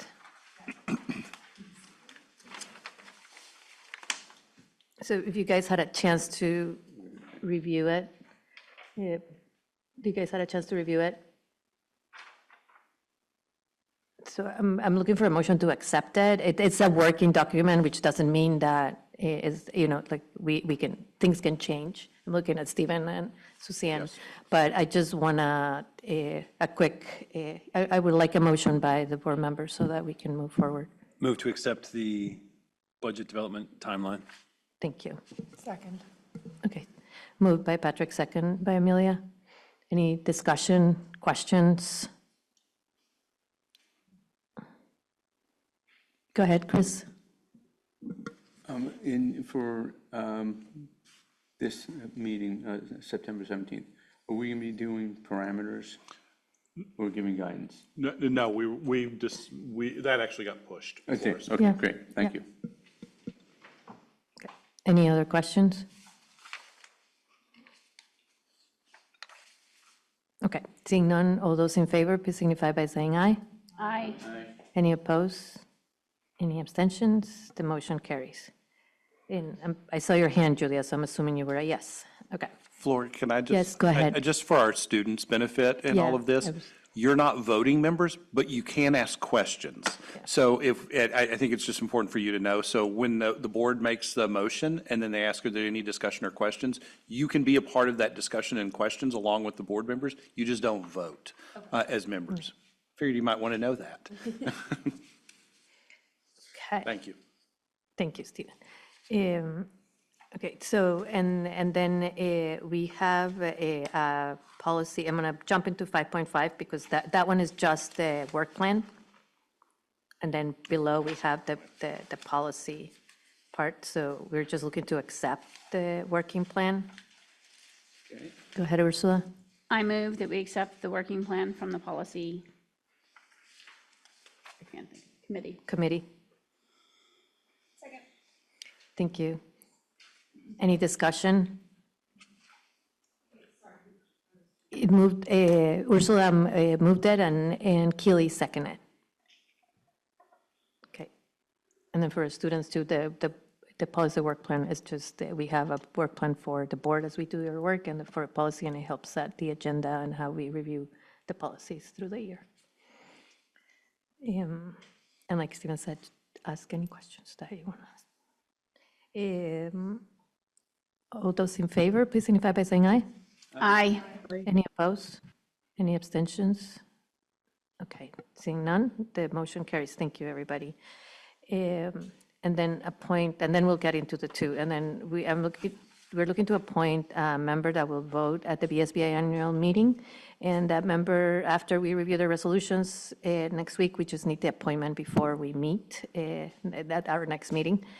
So I would like to, in the past, this has been Ursula. Okay. Yes, I move to Ursula. Okay, so moved by Michelle, second, moved by Michelle, second by Amelia. Okay, any questions or discussions? Okay, all those in favor, please signify by saying aye. Aye. Any opposed? Any abstentions? Hearing none, the motion carries. Thank you. And now we have the board norms that we have had for a while. And we updated the norms. The steering committee met and updated the norms. And what you see there is, and they're reorganized. So I hope that you guys had a chance to read them because I really, really want to adopt the norms. So I'm actually looking for a motion to adopt the norms and then have discussion. I move that we adopt the norms as they're written in the board packet today. Second. Okay, moved by Ursula, second by Amelia. They're all green. Discussion. Goodness. I'm just looking at, okay, wow. All those in favor, please signify by saying aye. Aye. Any opposed? Any abstentions? We have norms, yeah. Yeah, updated norms. We have had norms, but, that's great. Thank you. All right, so now we can go into the proposed resolution. Chris, I just wanted to move us along and then just a reminder to people that we still have policy and finance committee and personnel, but we're doing good, but let's keep up so that we can get out of here early. Go ahead, Chris. So I am presenting a resolution for the Washington Central Unified Union School District to vote on preference to send a request to the task force asking that they consider putting us into a supervisory union. And the basis for that is to maintain as much local input into whatever type of transformation may take in our educational system. You heard Margaret McLean talk about the differences between a supervisory union versus a supervisory district. With the supervisory union, like maintaining more board control over budgets, voting on budgets, combining with other similarly like-minded unions or districts to come into one supervisory union. It's not unlike the model that we had before we were merged with Act 46, where each town had its own individual board, would vote on its own individual budget, but then there was an overarching supervisory union budget as well. I think that this going in as a supervisory union model, even if it was adopted, would maintain more access for our community members, because it'd be more local boards for folks to come and participate in the process and be heard more readily than a larger structure that if we were in a school district, it looks like the minimum number would be 4,000. We don't know how many board members would be in a school district board. Talked about voting by wards, and I heard Sue talk about the committee creating the ward voting. That would be by town, it sounds like by town lines, but significantly larger populations. So the larger it gets, the more diluted our voices become. And so this is an effort really to maintain as direct a pipeline between our communities and our school boards and the decisions that are being made for our students. And I would hope that we would support this resolution and let the task force know of our desire to be considered for a supervisory union model. Now, it does create work to reach out to others to see, I mean, we already had contact with Montpelier about potentially merging with them, but it would create work to reach out to other school districts to see if they would be interested in joining together as well. But this would be the first step. And again, there's no guarantee of what the task force would recommend and what the legislature would do. But if we do nothing, I think we would be lumped into a school district, which would take away a lot of local input, I believe. So thank you for your hearings. Do you have a question? Yeah, we can make a motion and. I move that we accept the resolution to recommend that the Washington Central Unified Union School District joins the supervisory union. Okay, so moved by Patrick, second by Michaelan, and then I'm going to do ask people to have discussion because I know other people had other questions, and then I'm going to do this vote by roll call, so I'll go by each of you just to make it fair. Any questions or discussion about this? Okay, Michaelan, Patrick, and then I just have Zach. I have kind of a process question. Would we submit this proposal, like would we get together the districts ahead of time and submit as one, or is the first step to just submit saying, hey, we want to be part of a union? I think this would go in individually as other boards have already done. Margaret, I think, mentioned 60 have already stated their preference to the task force. So this would just be a first step toward that. This would go in as public comment, and that's what it would be submitted as public comment to the task force before their next meeting. Yeah, just as us, yeah. Patrick, and then, Yeah, to your Twinfield has already put one in and named us as a potential merge. And so we could name people or not. I have a suggestion for the wording. I think that we should, at the final sentence, I think we should lead with, our purpose is to achieve excellent educational outcomes for our community's children and the youth and youth, and put that first, and then finish the paragraph with the material that you have here about cost savings.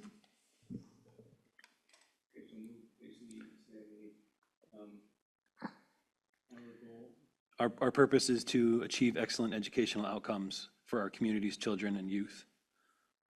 Move that to the very beginning. Yeah, just the beginning of that last sentence. because Yes. we have a motion on the floor, yeah. Yep. So an amendment, so we can vote on the amendment. And I would accept that as a friendly amendment. Somebody needs to second it. Yeah, so who's going to second it? I will. Okay, so Ursula will second it. Lisa, were you able to get that, just to make? No. Yeah, so that's, Yeah, so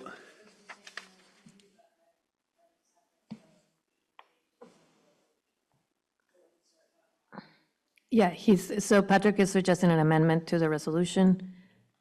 and it is the final sentence starts with, our purpose is to optimize cost savings, and I'd like to change that last sentence to say, our purpose is to achieve excellent educational outcomes for our community's children and youth, which is how we close the paragraph, and then work that into the sentence so that it finishes with the cost savings. Just to put our priorities first, that our purpose is for educational outcomes.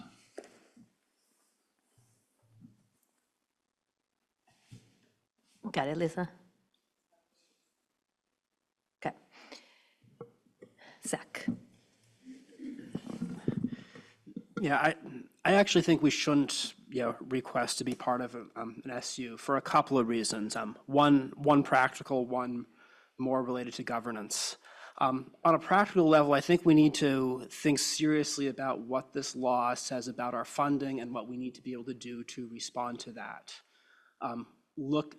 This law was clearly written with a funding formula that envisioned larger districts and envisioned making things work in larger districts. And looking at a per pupil inflation formula in an environment where we are projected to lose students, we are looking at what will it take to continue providing a high quality education in an environment where our funding goes down and down, while requesting a mode of operation that will make it very hard to respond to those. I think that within an SU model, it will be very, very hard to merge with Montpelier.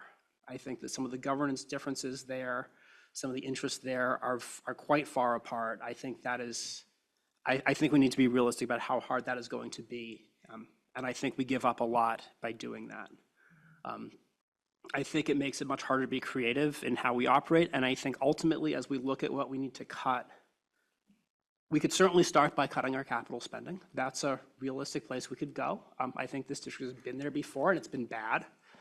Well, Flora, I see your face, but I'm thinking about what do we cut? And that's an option.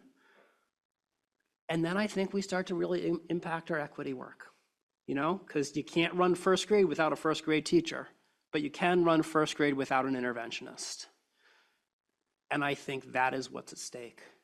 Ultimately, if we say we're going to go in the same model with a lot less money. But the other piece, we had a lot of talk about democratic engagement. And Chris made a comment about, the bigger we get, the more diluted our voices become. And one of the things that's been held out as a positive for this is that we would keep our articles of agreement. And I think we need to recognize that within our district, there are some real inequities in voting power. Sue mentioned in the talk about the the voting board working group that one of the things that they're working on is creating substantially equal voting, weighting of votes. Right now, our most representative town, which is our smallest town, has just shy of 3 times the voting power on a population basis as our largest town. Our smallest town has 72% more voting power than even our second smallest town. The 14th Amendment of the Constitution requires that everyone be afforded equal protection under the law. And the Supreme Court has ruled, through a series of cases that that diluting people's votes through unequal representation is a violation of that. We skate through that on a technicality that everyone votes for everyone else, that everyone is technically representing everyone else. That feels like a weak promise when we see, school board members say things like, my town needs to be fully represented, when their town is already overrepresented. And I think it's also a weak promise of representation when a voter from one town, if they are unhappy with their choices in another town, doesn't have a realistic chance of recruiting a candidate to run against the incumbent and is not afforded the safety valve of being allowed to run themselves because they live in the wrong place. And so I think we need to take those considerations really seriously when we hear these arguments based on promoting democracy. Thanks. Thank you, Zach. Elise? I was just wondering, you mentioned some current contact with Montpelier as what you've done so far, and I was wondering how that contact, what did it look like, and how has that influenced your decision to propose and create this resolution? Stephen? So we did have a presentation about a potential merger, some of the issues associated with that. I could come to the student council and go through that with you. It was a pretty big presentation for us as a board. And so I could come to you and show you what we've done so far. And it's a catch up. Yeah, and we'll But I'm share the presentation with you guys. Yeah, there's a report. Yeah, and the report is on the website. Yeah, we'll forward you the reports. Yeah, the report is on the website. Yeah. I'm gonna let Ursula go and then, Ursula? I have a point of order, is Yeah, that we have an amendment on the table for this motion that we should vote on before we continue discussion of the motion. Yeah, I was I'm gonna. going to call the vote on the amendment. Okay, so all those in favor of the amendment? Aye. Aye. Signify by saying aye. Okay. Any opposed? Any abstentions? Hearing none. Let's continue the discussion on the motion. Michaela. I am interested, going off Elise's question, can someone explain how joining a supervisory union would make, I think Zach's implied that it would be like much harder to then merge with Montpelier if we were in an SU? I guess I'm wondering, Stephen, if you could address that maybe, since you gave us a presentation on Montpelier? So I don't have all the answers to that question, but one of the things, if we're a supervisory union and Montpelier is a supervisory union, or a part of a supervisory, let me say that differently. We would be a district in a supervisory union. They would be a district in a supervisory union. And sharing between those two, they have two separate budgets. They have two separate governing structures, but for boards, they would run two separate policy groups, so things might not still match, and in ways that you could transfer. You can't just say that one student from one district goes to school in the other district without some kind of memorandum of understanding, policies, and all of those kinds of things. In a single district, all of that's erased. There's one policy, students are students of the district, and so if you wanted to bring students from one school to another. It's a district decision. It's not a board vote decision, and legal. I'm not even sure, this is where I would have to get into, I'm not even sure all the legal ways that you would have to deal with that. It's essentially the same relationship we have now, except for there would be another governing body above us. Even if we were in the same SU as. Correct. Okay. So we had like a board meeting together. We are 15, they are 9, I believe. Yeah. You know, we would all be sitting at the table together, you know, trying to make decisions. Gilly, was your hand up or? No? Oh, okay. Okay. Is there any other discussion on this motion, Chris? Thank you. So Zach's comments kind of lead into our next topic that we have about the purported inequitable voting power of different representatives of our towns. I think that, you know, focusing on that issue it just ignores the fact that we were a compelled merged district, and, you know, not everything is going to be purely equitable, because we could talk about the different debt that the different towns brought, and how the towns who didn't bring any debt are subsidizing the debt that towns who did bring to the district brought, and how the towns who brought debt are building up equity in their properties, and the towns that didn't bring debt aren't necessarily. But when you form a district, you know, those things kind of are blended into the whole criteria, the whole, you know, taking care of each other in a way that we need to, because we are now all part of the one big family. So the voting was done in a way, the voting structure was done in a way that we thought was constitutional, and I do think it's constitutional. It's never been challenged. And, you know, so it's just part of the give and take of being a district. I don't think there's any doubt that it wouldn't be just a Montpelier U32 district. It would be a huge district, and it would be, you know, well beyond our geographic borders. And I think there's. Okay, let's wait just 1 second. Amy, or could close you the- step out? Thank you. Chris, can you also adjust your mic so it's closer to your mouth? Because It's hard. some of us are struggling to hear you. If you bring it down so that it's right in front of your mouth. Thank you. I should have shaved before I came. Just if you speak into the mic, it'll amplify it for all of us. That was it. Thank you. Anyway, I hope we do at least preserve our options of having more direct access, because I think if we go with a school district, a supervisory district, the ability to be part of the discussion will be significantly diminished. There'll be many more students to deal with, and the boards will be more distant. I mean, we do a good job here of trying to get around to every town.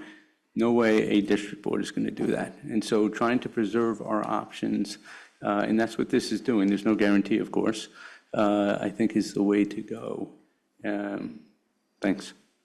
Okay. I think, okay, Zach, and then Michaelan, and then. Just a couple of things I want to respond to. From what I hear, I would say that a lot of people in East Montpelier feel this board is pretty darn distant from them right now. You know, as one of the towns that has less representation, less access to, you know, sort of, fewer board members in the community, with, sort of directly in contact with constituents. I think also to sort of one of your earlier points about sort of, yeah, I'm not blaming this board, this district for what the legislature imposed as the default articles of agreement. But I think we should also recognize the legislature also has, has decided to make a change, and sort of recognized in this, in Act 73, the need to go to a more proportional representation, and a need to recognize substantial equal weighting of the vote. And so I think that is also a recognition of the fact that that this caused problems, and there is an attempt to correct them. Michaelan? I have a question, but I also want to say that, that as a Worcester representative, I do strongly feel that I represent all the children of the district in every town. And that a lot of the labeling of representatives of their town does not come from the people in that town. It comes from other people labeling them as, identifying them with their town. So at least I will only speak for myself. I represent all the children and all the voters of this district. And my question is there a process through which we can submit a proposal to be a specific school district? We can submit, there's going to be more time for public comment. We can submit any kind of public comment we want. We're going to have some questions to fill out where we can, tell them the due date is October 6th, so we're not going to have another meeting before then, but what are, the questions, for example, are what are the strengths of our current district, what are the challenges, and, and what are there districts that you believe will make good partners for consolidation and collaboration to expand student opportunities. So we can, and we've been talking about some of that. So we would be submitting, just answering those questions is not a proposal that we're leaving. It's just the answers are pretty short. It's just a Google form, right? We're not going to be submitting data or anything like that yet in an email so that they can contact us. Okay. And then, Ursula, you have a question? I wanted to ask a clarifying question to Michaela. When you said, could we propose specific districts, you meant like, hey, us, Montpelier. I'm not proposing one. I'm just saying that's what you were thinking, right? Yeah, that's what I imagine. Yeah, that's what you were saying, right? Yeah, okay. And that's exactly one of the questions. I think I'm going to do a roll call for this vote. I think what I would like the board to consider as they are thinking about this vote is that it's essential that we don't have any concrete examples of how this model will produce equitable results. And also the most important thing is that just the underlying theory, it's, and believe me, I voted no. I asked everybody to please vote no in Act 73. So this is not this is the act that we have right now, is that the funding and the governance most move in concert. And we don't know what the consequences would be of like the foundation formula was not done for a supervisory union or a partnership governance model. So I don't want to put our district in harm either, suggesting we don't have any data yet. So I just want you to be conscious of that. And what was the other note that I had here? Let's see. Yeah, and it's just how would this governance model work in concert with the foundation formula, knowing that the constraints that they're putting in us, and I'm really looking at Stephen and Suzanne, the constraints that we're going to have in the resources.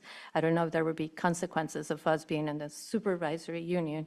We would have one superintendent, a big supervisory union, and just see it ourselves right now, sharing the resources within 5 schools. So to imagine sharing the resources within more. So I just want to put that, and it's not an opinion, I'm just putting it as a question. And then I'm going to go one by one, and you can give your opinion or just vote, but you see the motion on the table. Patrick, you have a question? Yeah. Go ahead. I think I agree with that, Flora. I just think that it applies to both supervisory district and supervisory union models. There are more unknowns than knowns. And I think a union model gives us more of a local voice. That's what I think it might be safer to say that we want to stay as it is, and sure. Then say as supervisor.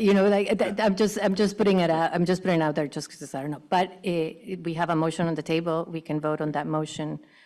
Chris, just a point of clarification. There's nothing in the act that has the funding formula varying per model. Right? Yeah, exactly. It was done for the governance for the big districts. Okay, thank you. Can I ask, Flora, you just said that we don't have to say we would like to stay a supervisory union, but we could just stay as we are? Can you just Well, say what no, you mean I'm by just, that? I'm just saying, we have a motion on the table right now. We're voting on the motion on this resolution Yeah. that we're putting out. You know, I'm just saying that the other option would be to just submit that and just say you know, it's not really an option, just like supervisory unions is not really an option. It's just asking them to keep us as we are, right? Then we know what we are right now. I'm just putting that out there. That is another conversation that's going on in the state. Julia? Could we repeat the motion, please? Lisa, sorry. Read the resolution, you mean? Yes, please. Read the resolution? The amended, okay. With the amended.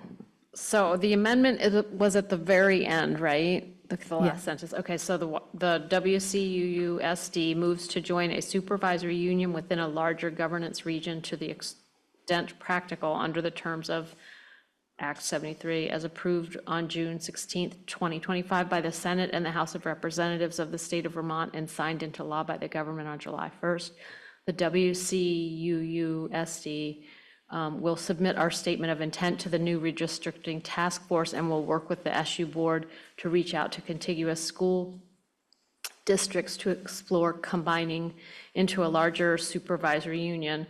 And then our purpose is to achieve excellent educational outcomes for our communities, children and youth at a cost Vermonters can afford, and to optimize cost savings and efficiencies where possible while maintaining local democratic engagement, oversight, and accountability. Thank you. Okay, ready? Yes, I'm yes, sorry. sorry, Gilly. So the language says, submit our statement of intent to the new redistricting task force, and we'll work with the SU board to reach out to school districts, blah, blah, blah, to explore combining into a larger supervisory union. So does this just give us the option to do this if we want, or are we committing ourselves to being a supervisory union if they say yes to our request? It is having us explore other options, submitting it to the district task force, and they can put us into a supervisory union if we are credible enough, I think. I mean. But if they say yes, are we committed to that? Then we are committed, yes. Yeah. So like we're making the decision We're now making that a if the decision. state says yes, then we're saying. That would be a supervisory union as We're opposed to a advocating. supervisory district. There's going to be one or the other, is what I think. We'll be So, advocating for that, yeah. Kind of asserting a choice. Okay, I'm gonna start down. Okay. Down there. Elizabeth? Just, I want, yes, no, abstain. No. Okay. No. No. Abstain. Yes. No. Yes. No. Ursula? No. Okay, so, Julia? Yes. Okay, so by my counts, we have 3 yeses? 1, 2, 3, yeah, 3 yeses and 1 abstention. Okay, so the motion doesn't pass. Okay, thank you, everybody. Okay, now we're moving to, thank you, everybody. Was that good? Yeah, okay. Sorry, just like, so moving to the, we're going to move into the policy. And, because it's just first readings, and then there were a couple of things. We're getting close to 20. Yeah, we already, we said that every single one. So we have one caveat. The flag raising policy on page 43 is mistitled. It is, it's actually page 44. It is titled the Behavioral Threat Assessment Teams. And I would also say it's not correct. I'm going to share on screen just so people can see. It misses the one change that was made by the policy committee. You can, since this is a first reading, we can make these changes, but if you look in the policy on the screen, where it says the flag shall remain on the school flagpole, we're striking through the end of the school year and replacing that for 2 years from the raising ceremony, and shall then be removed unless the board elects a different time frame. That's the only change to it, other than the actual title on that page. So any questions on that proposed change? So I remember the discussion a couple of board meetings ago about the change, and it was up in the air. So could you just describe the reason you settled on 2 years? It basically compromised between keeping it how it was and the proposal for a 3-year term. And so we thought 2 years would be a good compromise on that. Ursula? Okay. Next up, we have the behavioral threat assessment teams. This is a required policy. Yes. New to us. This is a new required policy by legislation.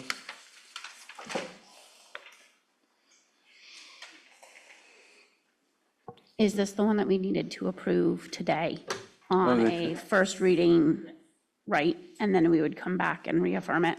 Right. With a second reading? Yes, so this has to be in place by October 1st. And if you don't vote on it and we don't have a policy, we're still bound to the policy by state law. So just FYI.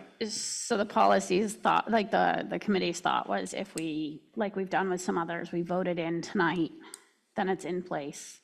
And then we can talk about it again on a second reading. But I think we had a lot of discussion about it during the meeting, and the language of it's been given to us by the AOE. Modified by Vermont School Boards Association, so that is the updated policy that you have in the packet. So we could have a motion to approve the behavior threat assessment policy, F5. So thank you, Ursula. Second. Thank you, Amelia. Any more discussion? All those in favor, please signify by saying aye. Aye. Aye. Who seconded it? Amelia. Okay, thank you. Next up, we have policy C47, which has been with us for quite a while. It's student exchange policy. We decided that we liked it and we're going to keep it. We only made changes to have the superintendent substituted for the principal because the policy was old enough where it was the principal at U32 basically who was deciding on the exchange students coming in and what the program would consist of. So that was well before the merger. So since the merger, we proposed a change that the superintendent be substituted for the principal, and just a minor change in the date on number 9, taking out September 30th and changing it to the first day of school. But with that, pretty much the substance is the same. Any questions? First reading. Is the first reading, so we're good. Okay. All right. Okay. Next up, we have the use of restraint and seclusion policy, which we had, and this is a new recommended policy, I think, from the VSBA. It had a lot of what we already had in it. As you can see, we had C34, which was our version. C70 is the proposed substitute version of the use of restraint and seclusion policy. And it's also the first reading, so we don't need any motion. Okay. Any questions? Yeah. For the chair of the policy committee? No? Okay, seeing none. That is the last one, right? Yeah, We're all set? it is. Thank you. Okay, thank you. All right. Then we have the finance committee to approve the capital improvement project scope and budget for year 2026. I'm wondering if somebody would mind making a motion. Okay, Go, Ursula. I move that the board authorize the completion of the recommended projects as identified above for an amount not to exceed $1,226,901 and approve the district moving forward with bid document preparation and bidding as necessary. We have a second by Patrick. Okay. Any discussion? We had a very robust discussion, and Susan is still here with us, and we discussed this actually 3 times, but 2 times in depth, and the recommendation of the Finance Committee is that we accept the proposal. Who seconded that one? Sorry. Patrick second. Ursula moved it, and Patrick seconded.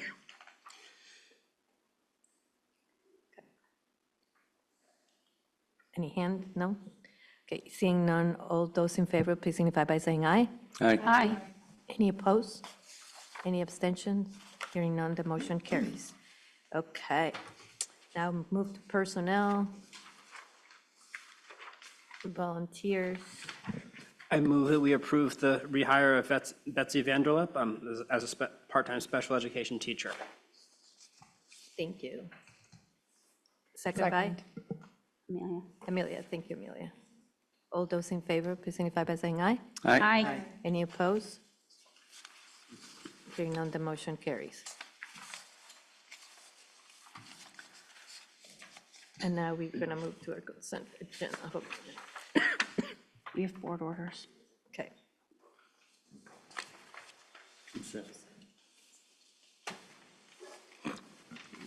Okay, so let's move into approving the minutes of September 3rd. A motion to approve the minutes. I move that we approve the minutes of September 3rd. Keely moves it, and second by Patrick. Any discussion? Hearing none, all those in favor, please signify by saying aye. Aye. Any opposed? Any abstentions? Hearing none, the minutes are passed. And now the board orders. Who's going to be the lucky reading all the numbers? No, we don't have board orders. It's true. We didn't bring any. Weavers. Board order. We received board orders, but we didn't get the document to sign it. Are we going to table it till next, or do we? No, we need to approve the board orders, so. I'll make a motion. I move that we approve the board orders dated 8/21/2025 through 9/17/2025 and 8/14/2025 in the amount of $1,428,673.72. Thank you, Ursula. Second by Michelle? Yeah, thank you, Michelle. Okay. All those in favor, please signify by saying aye. Aye. Any opposed? Any abstentions? Hearing none, the board orders are accepted. We would send would an email be sufficient? Okay, and I'll send an email a little later tonight to remind you guys to send. Okay. Moving into future agenda items. So you're going to be receiving a doodle poll.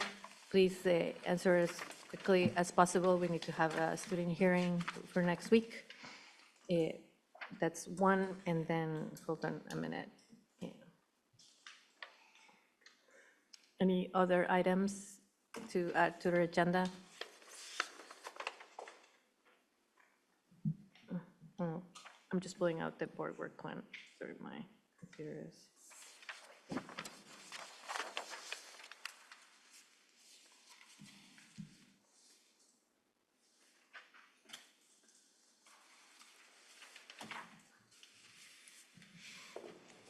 Okay, so for Laura? September, yes. I don't know if this would be an agenda item or not, but I meant to email at some point. I've been getting a lot of inquiries about the changes to the schedule at U32 and haven't known how to answer any of the questions I'm getting because I don't feel like that we've gotten a good presentation about kind of the what's and the whys behind the change. So at some future meeting, I would love to Okay, learn a little so more about that. We can add that to the superintendent report and a future meeting, and then in the meantime, ask them to reach out to the principal. That'll be the best way. Okay. So for the October 8th, we are planning a community meeting.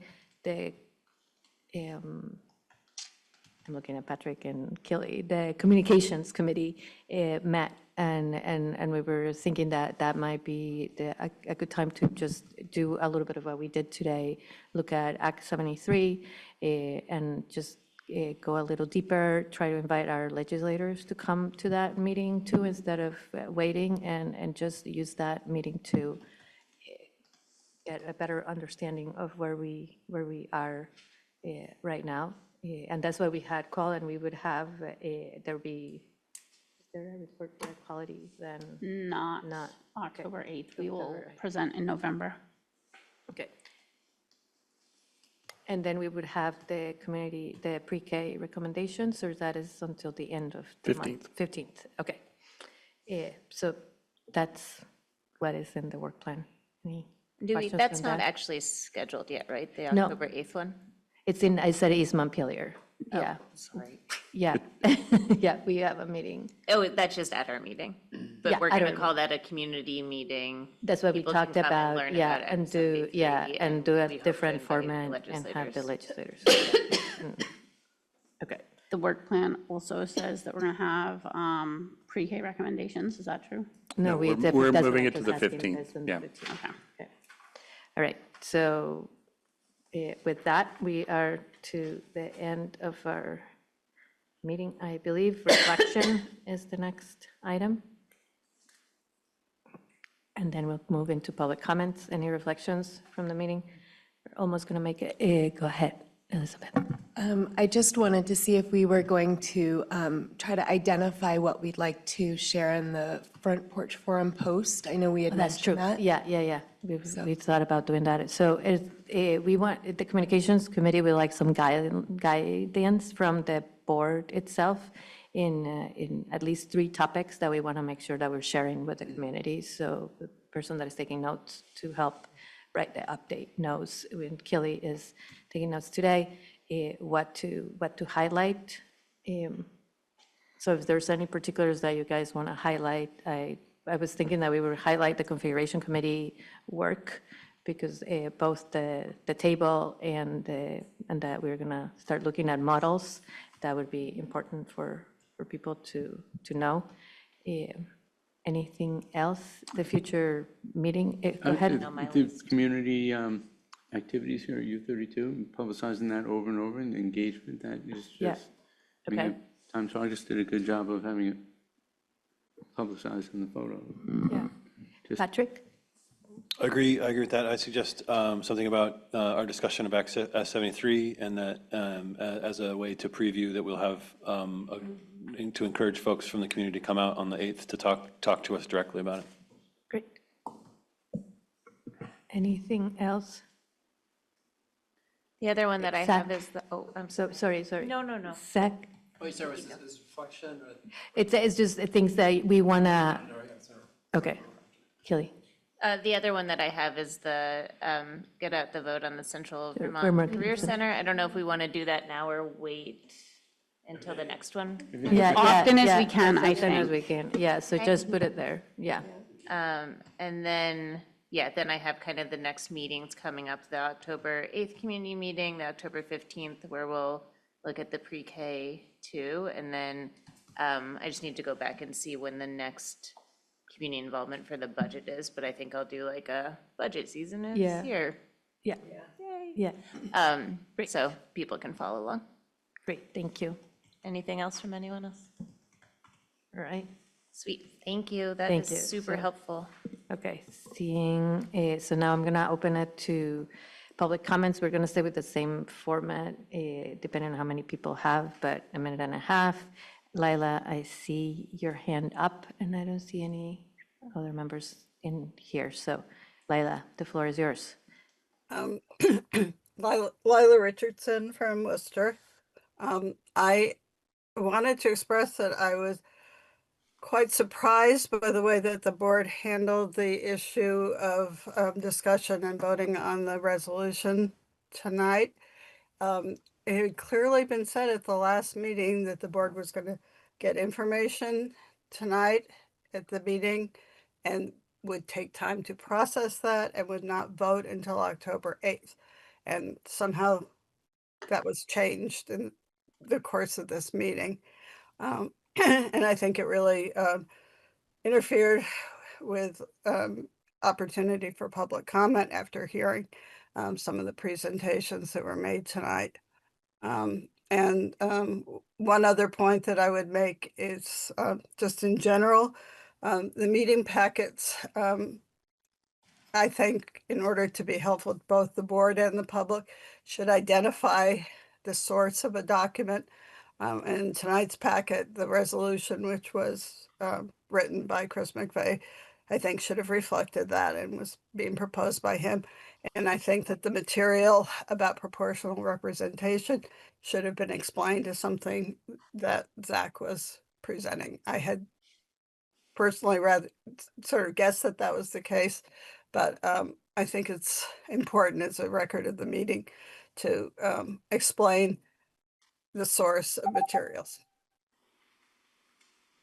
That's a minute and a half. Thank you. Yeah, thank you, Leila. Thanks for being here. Okay. And that brings us to the end of our meeting, so I'm looking for a motion to adjourn. Thank you, Michelle. Second by Keely. All those in favor, please signify by saying goodbye.